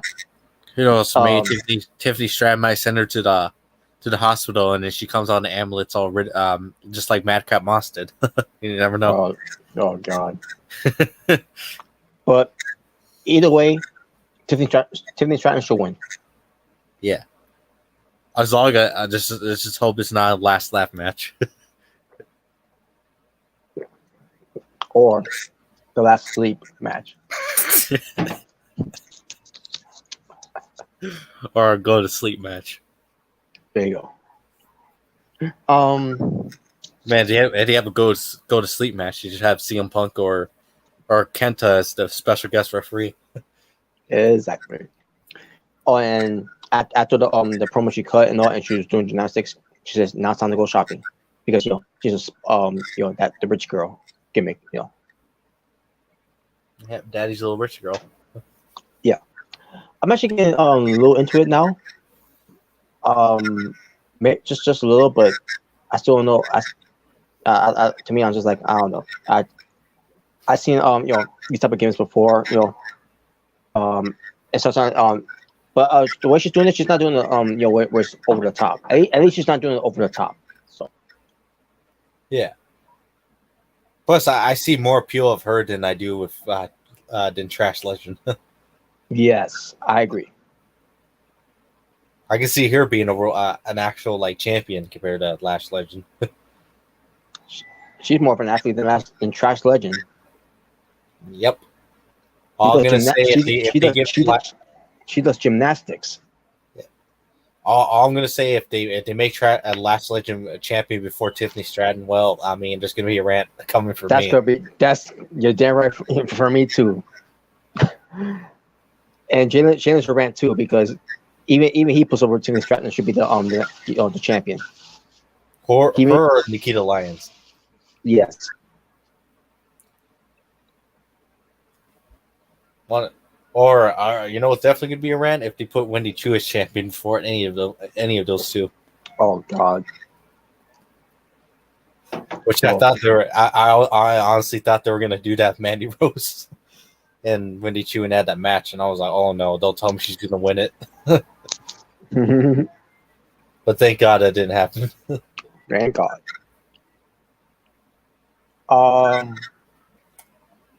And that street fight they had with Von Wagner and Solo Dakota.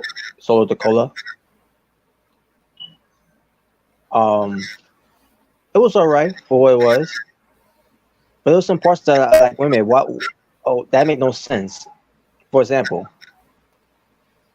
so before the match, by the way, you had Carmelo Hayes and Trick Williams. They were walking out of the building, and they ended up with 3 beautiful hot women. By the way, they were having car trouble, and they're like, oh wow, how convenient, huh?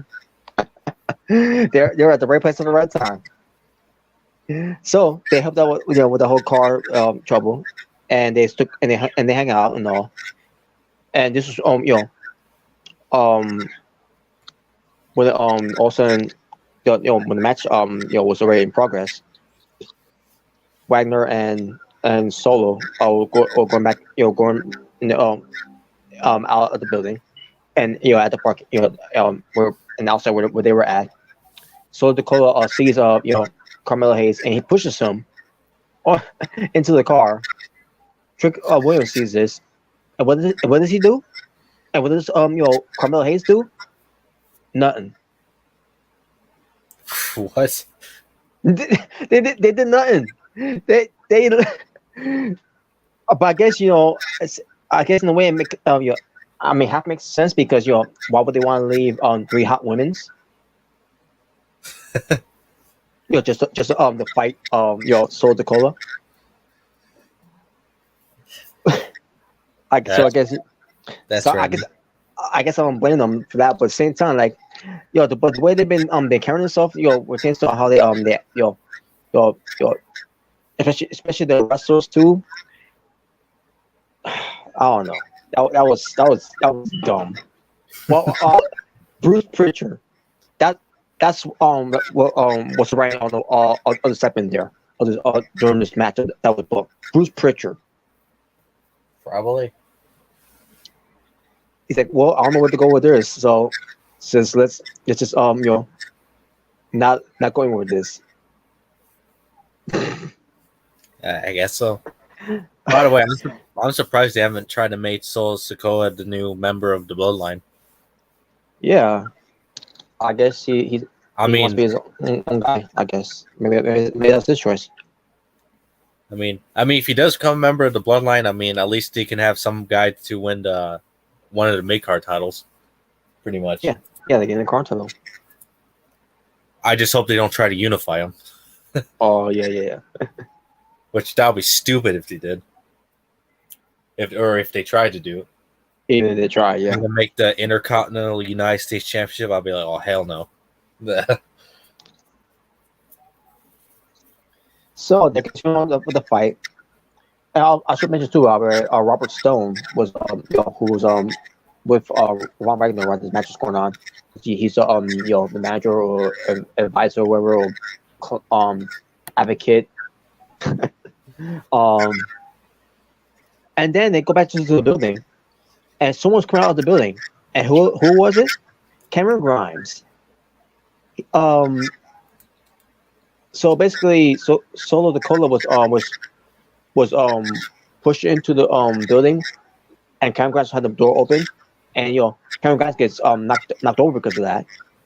And what happened with Cameron Grimes? Did he try to get involved with the match?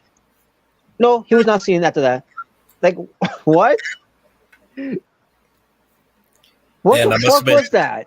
That must have been some hard ass kick to the door that knocked him out. What the? Who writes this stuff? Bruce? I can tell you one thing. That probably wasn't Triple H. I think that was probably Bruce Pritchard. I'll tell you one thing. It wasn't Shawn Michaels either. Cause that was so stupid.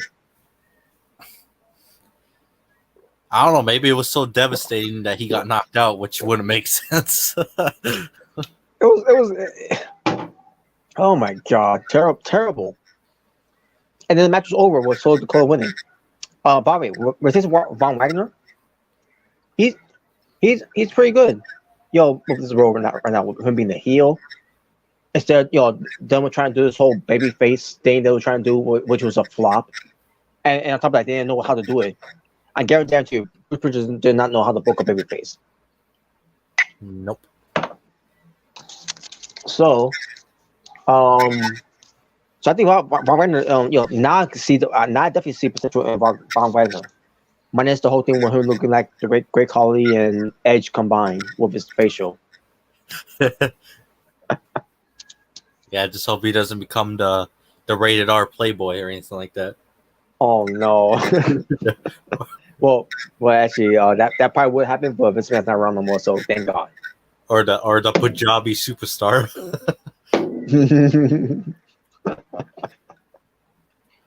But yeah, man. So yeah, the match was over. That was the end of the show. So yeah, what happened with Carmelo Hayes, Trick Williams, and Cameron Grimes? Did they try to come back? Come out? After the match was over? No, they were never to be found because like I mentioned already, with the whole thing of Trick Williams being pushed into the car, and not Trick Williams, Carmelo Hayes and Trick Williams sees all this going on, and they didn't do anything about it. Then they try to retaliate. Cameron Grimes, getting knocked down after Von Wagner threw Solo Dakota in the building with Cameron Grimes in the way. None of them came back out. What the fuck was that? Why was that even necessary, Bruce? Was that supposed to be funny? You find that fucking humor? Think that's fucking humor? I didn't think it was fucking funny. I think it was fucking stupid. It would be funny if Triple H did a segment where a bunch of wrestlers throw him in the trash, or Bruce Pritchard in the trash. That was funny. Yeah. But yeah, NXT 2.0 it's starting getting better. But at the same time, you got Bruce Pritchard writing the show. Maybe this is testing the water to see how Bruce Pritchard writes the show for NXT.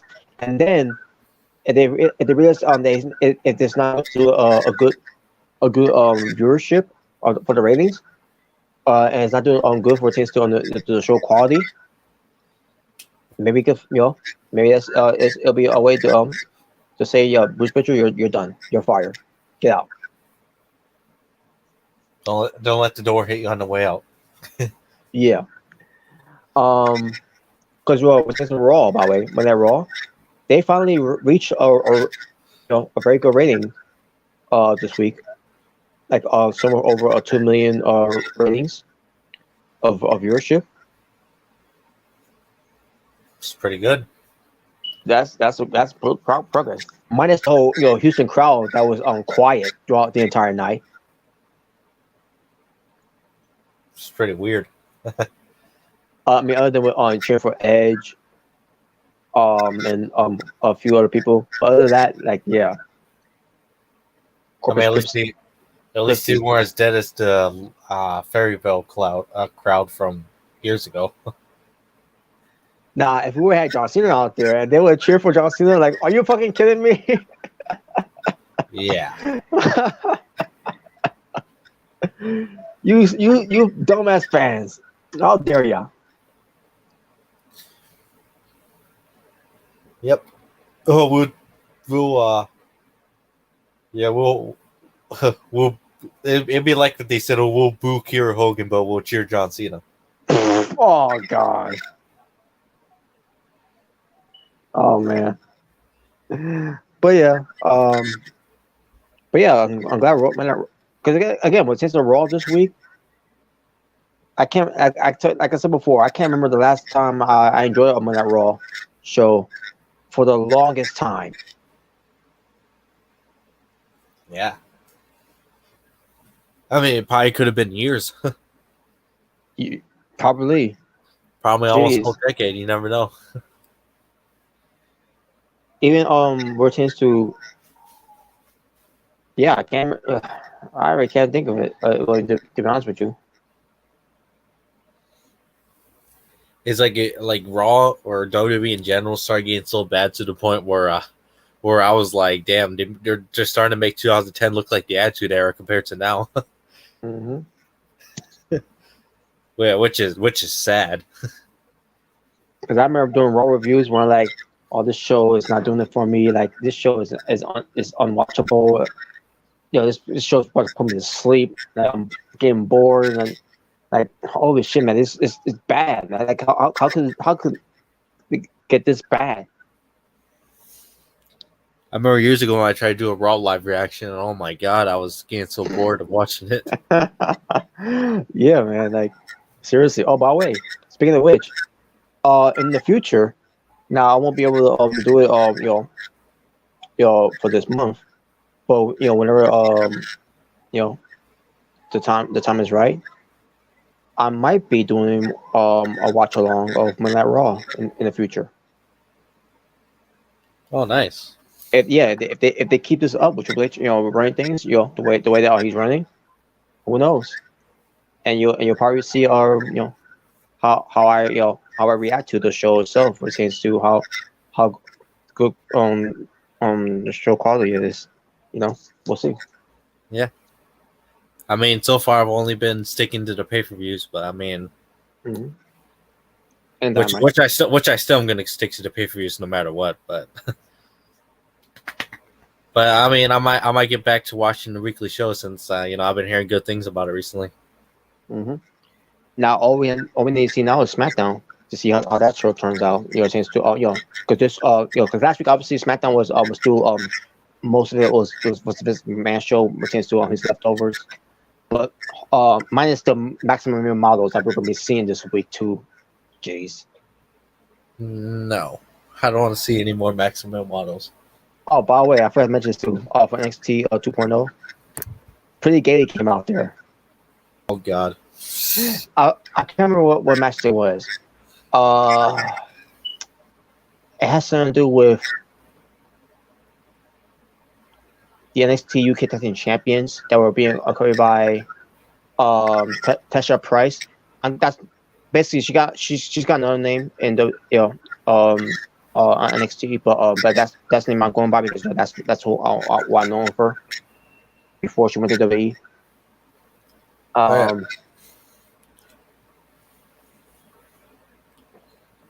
yeah, Joe Gacy. So it's one of those guys that faced Joe Gacy in the match. Oh, they did. Yeah, and they came out and basically cost one half of the tag team champions from the NXT UK, the match. It pertains to from coming out there, and so basically Pretty Gay came out there, but they didn't overstay their welcome that much. They didn't overstay their welcome, I should say. So like they were there just for the attraction, and they were gone. That seems so good. I don't want to see them. It's like, dude, even 1 second of seeing them is already enough. Yeah.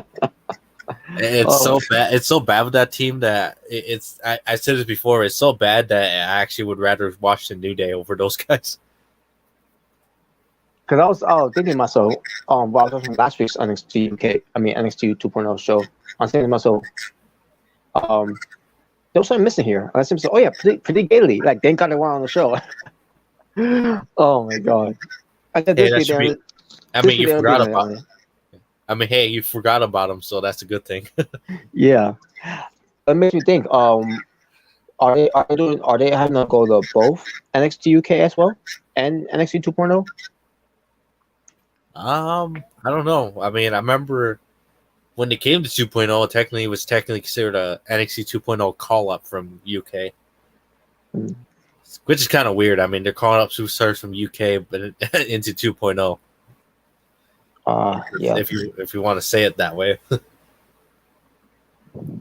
Which eventually you're probably going to see Dragunov get called up to 2.0 at some point. Oh yeah, I Which definitely, I definitely see that. think he should be the next NXT champion. That's I just def, my opinion. I definitely see that too. Oh yeah, definitely. If he gets called up to 2.0, definitely make him the next NXT champion. That's just my opinion though, but yeah, Hmm. because I think he'll be a great NXT champion. I agree. I do agree. Uh, so oh yeah, SmackDown. So we're changing SmackDown. We'll see how SmackDown comes out. Again, minus the whole maximum male models thing, which I hope they'll try to do anything significant with that, but we'll see how they do that. Yeah. But again, I don't want to see it. I don't want to see anything about Mansei doing something else that's gonna maybe more turn my TV. Also, by the way, was he wearing lipstick on the last segment they did? I think so. I could have sworn it looked like he was wearing lipstick, and I'm like, oh no. Like, why is he wearing lipstick? I don't know. The only person I'm always looking forward to looking at is just Maxine Dupree, and that's it.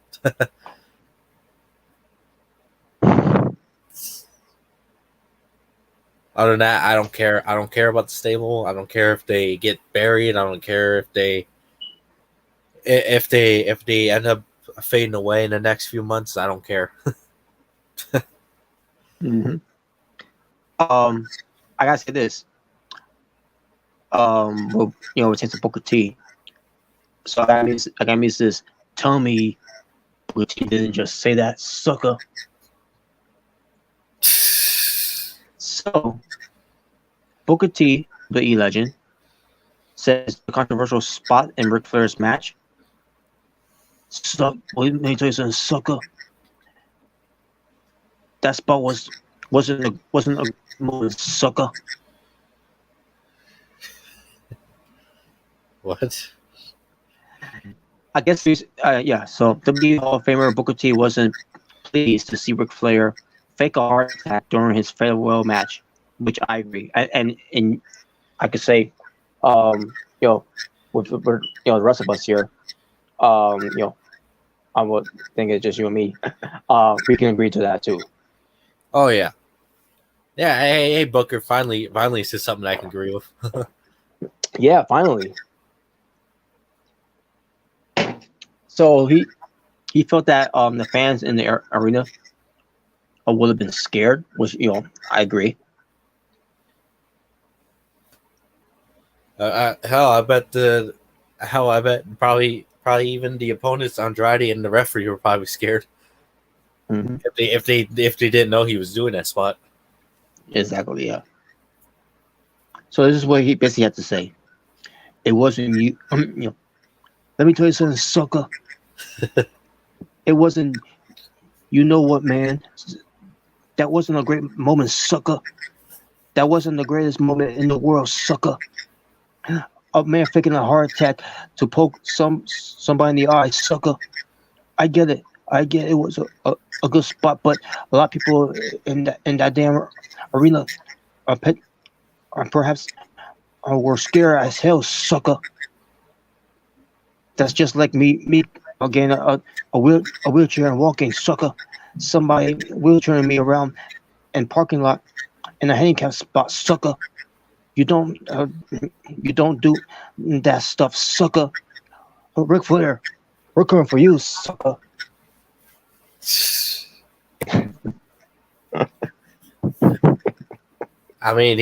not wrong though. Yeah, exactly. But yeah, that's, I hate to say this again, but change Ric Flair, but this is why you can't be getting back in the ring and doing that shit. And on top of and the fact, that's just the fact that he was faking the heart attack. Like, what the fuck, man? What the hell's wrong with you? Exactly. It's like people. Yeah, I mean, you have legitimate people concerned going into the match that you might even fucking like die today or whatever. Yeah, it's bad enough that you are we're all concerned about you getting in the ring. But the fact that you're in the middle of the match, you're faking a heart attack. Exactly. Wasn't funny. Wasn't anything like that. It was like concerning because what if it was real? Yeah. Hopefully after that, after seeing that spot, a lot of promoters, since Ric Flair, do not believe that he wrestled his last match on that show, because if he's trying to have another last match somewhere else for promotions, just say no. Yep. Not because of his performance or since not looking good, but namely because of that heart attack spot that he did. Act like he had a heart attack. Also because he's too old. And yes, he's too old. And he's got a pacemaker on his chest. Please, let's hope they don't do like, you know what? Let's have Hulk Hogan versus Ric Flair in a retirement home match. Like no. Jeez. I'm pretty sure nobody wants to see that. No. Loser goes to retirement home.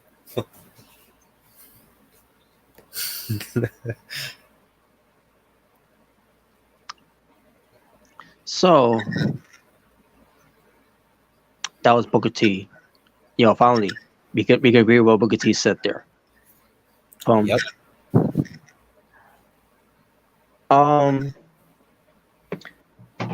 Madison Rain.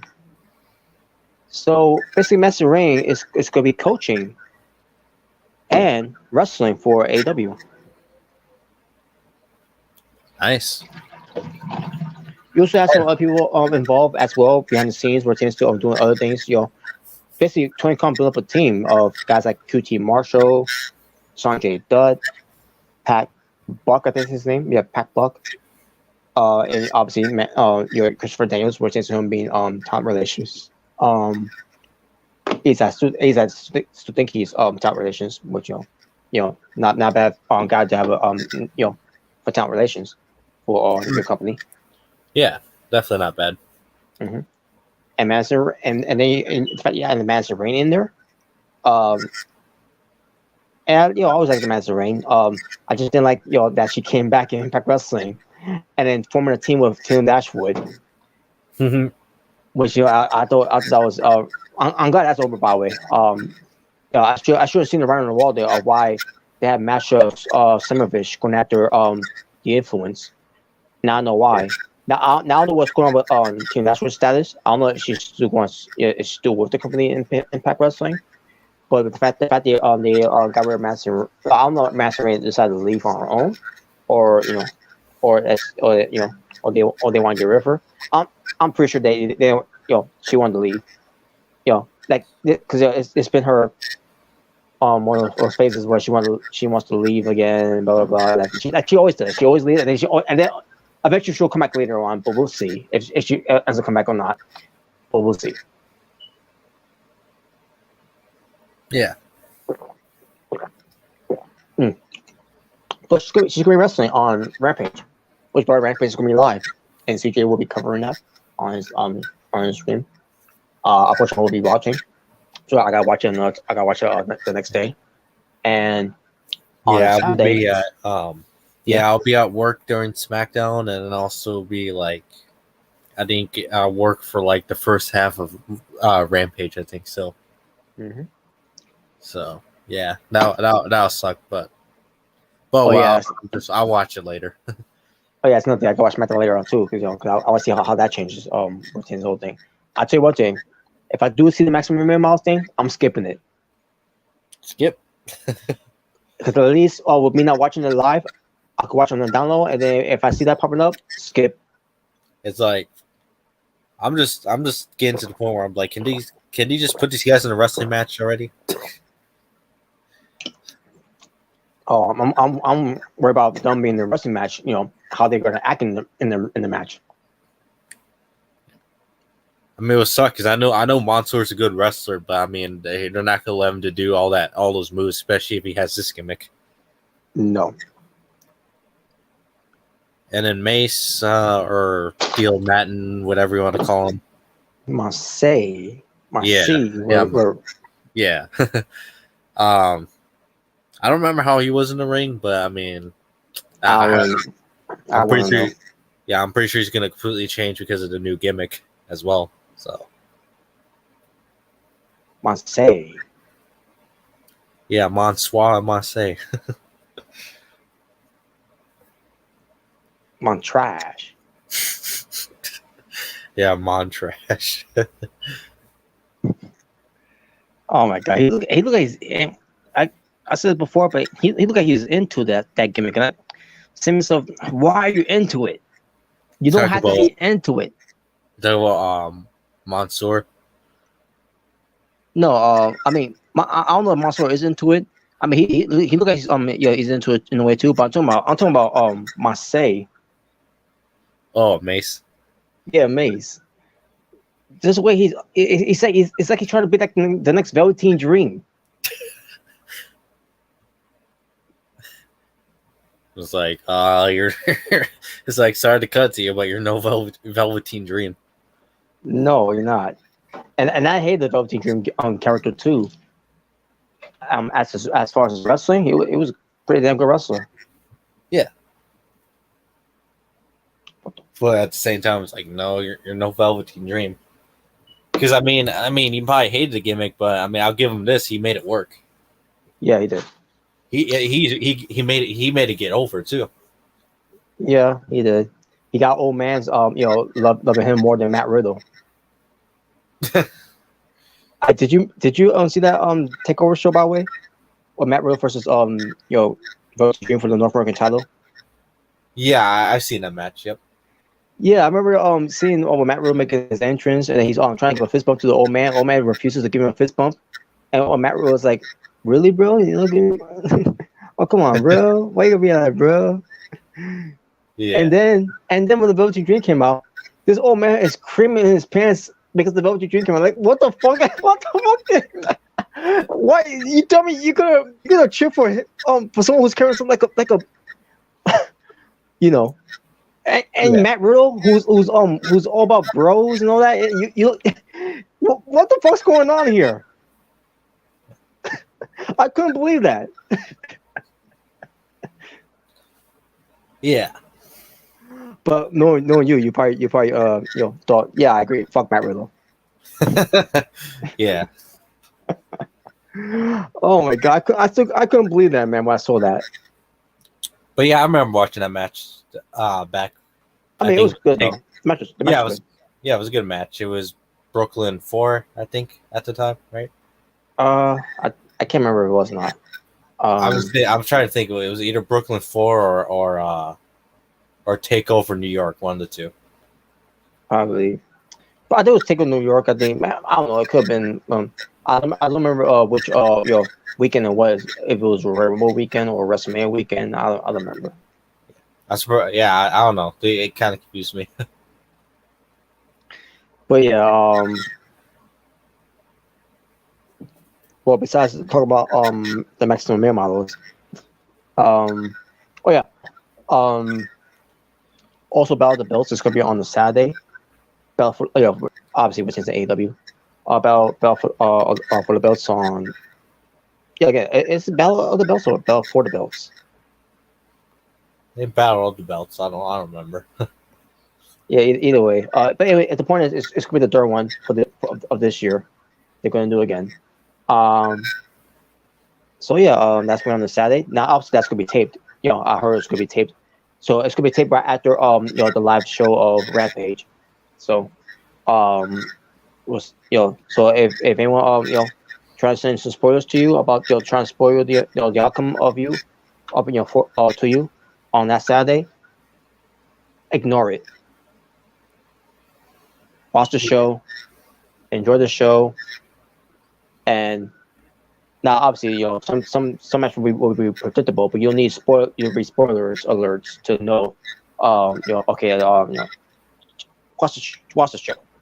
Is I think it's gonna be a good show, especially when you got Julito on there. Yes, we know he's gonna lose, but at least he's gonna have a performance. A performance against Warlow. Yep. But there you go. Now I want to read something here. Something caught my eye here.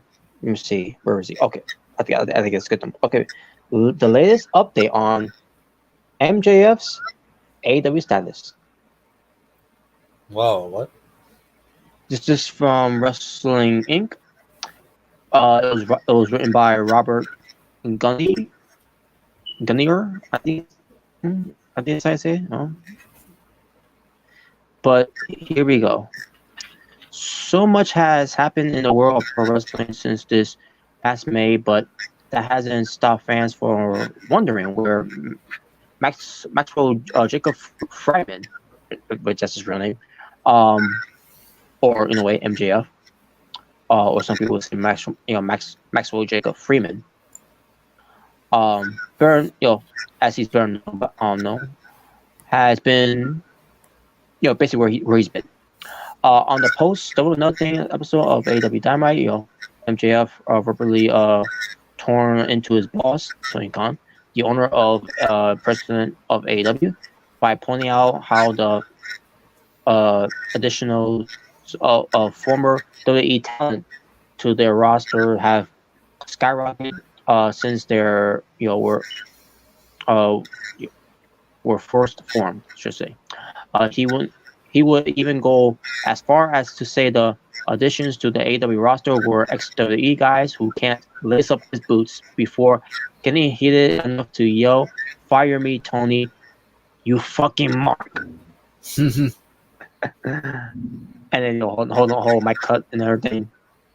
But since then, MJF has essentially vanished from the world of pro wrestling. How legitimate his Grayson's to Tony Khan will remain unclear, as MJF has always been skilled at trending a thin line between reality and kayfabe. The company made sure to remove all traces of the salt of the earth. The salt of the earth, I should say, from its website, merchandise store, and social media pages, showing that it's either a legit, a legitimate situation being handled accordingly, or the company is going above and beyond to sell the legitimacy of the story. See. That could be true. I'm not gonna go too long with this, but just want to see if there's anything any status of him as of late. All right, there's nothing really to say about this. No, I don't see any of it. But it was just him, short, being somewhere, being spotted somewhere. No, I don't see anything has been said of it, or doesn't say anything here at all about it. So, yeah, not much of it. Something about Discovery.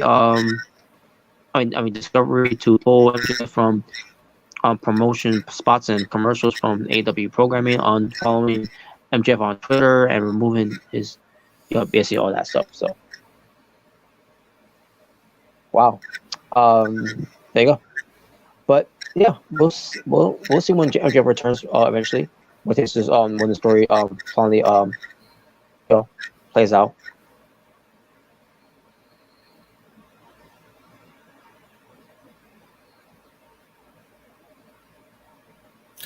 Yeah. I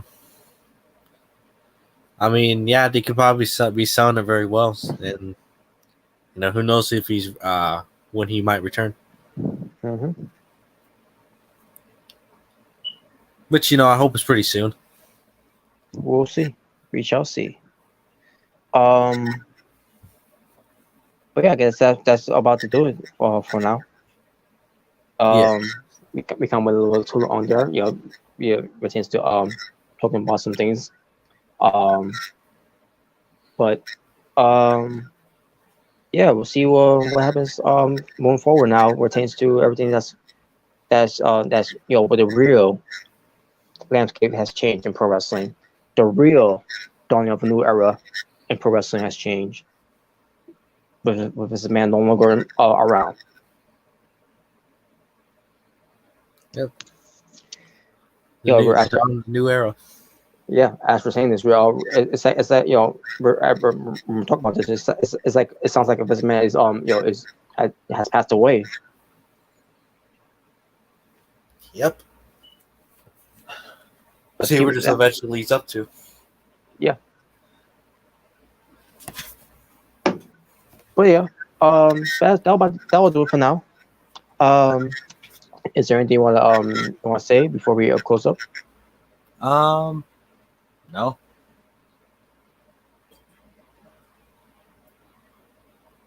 Then John Cena sucks. Yep, John Cena sucks. Again, it's not. Doesn't really feel that special and fun while Jalen. But what happened to him anyways? Maybe he went to the Cena convention and got lost. All right. Maybe he went to the Cena convention and saw Johnny Gargano wearing a Cena t-shirt. Well, it wouldn't surprise me. Gargano is a fan of Cena, I should say. But yeah, there you go. And as far as Mrricanjay21, I thought he was going to do a video about the whole thing with Will Smith apologizing to Chris Rock, but I don't know what happened. I don't know if he, if he had other plans, and something came up, whatever. I hope everything's all right. But I'm assuming maybe he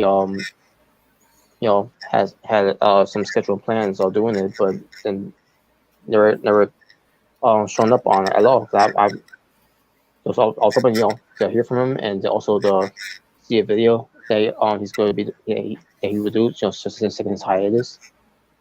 Do you know anything of it? No, I want to know what happened, but maybe he got caught up in personal stuff, maybe something like work or I don't know. Yeah, I don't know. Who knows what happened, but I mean, judging by if he's planning on doing the video, it might come out either later today, maybe tomorrow, maybe next week. I don't know. We'll see. All I gotta say, just everybody, just be patient, and eventually that video might come out. Well, yeah, we shall see. All everything is good though. From what's going on. Yeah. All right. So with that being said, thank you for watching. The next time you'll be seeing me on here. Hopefully probably like maybe on a Monday or Tuesday, whichever it'll happen. Another episode of Being the Asylum with episode 14. But y'all just keep on look out of that, alert of it in case if I do end up come home early from work during those days. But we'll see. Hell, maybe it happen on Sunday night. Who knows? We'll see. It depends how things works out. But But other than that, and also you'll be catching me once again on this is next week's AW Dynamite. This time, what's it called? Quake by the Lake. Yep, in Minneapolis, Minnesota, which I will not be attending this time around. But yeah, it's gonna be in Minneapolis, which is actually an hour and a half away from where I live. So Cool. yep. So yeah, AEW's coming to my neck of the woods this time around, or should I say once again? So Yeah. Well, during that Monday, when WWE or Raw went to Madison Square Garden, all I can say is, at least I didn't pay money to go to that show because that show would have been a bore fest for me if I would have went there live. yeah, But other than that, hopefully next time they'll come back, WWE, and things will be a little bit different, a little bit better. Since my last experience going to these Raw shows, but we'll see. Yep. I mean, it could be worse than watching the John Cena Roman Reigns match in the house show. Oh no, It was bad. you watched that match at a house show?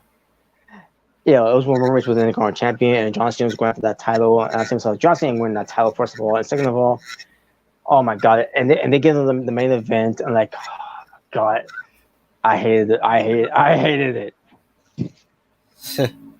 I've heard that WWE live events are usually better than like the actual like TV shows. Oh man, was that wrong? Maybe not that one. But that was in 2017, by the way. Yep. But anyways, so yeah, on behalf of CJ, Cat, Omega Red, for it is the artist, formerly known as the Natural Born Thriller, as we all say, especially if you're not a John Cena fan. Peace on the streets, so always to be well, stay safe, take care of yourself, everything's going on in the world, and always say fuck John Cena. Yes. Fuck John Cena. Because he sucks. But yes, this was episode 13 of Being the Asylum. And do you just want to say?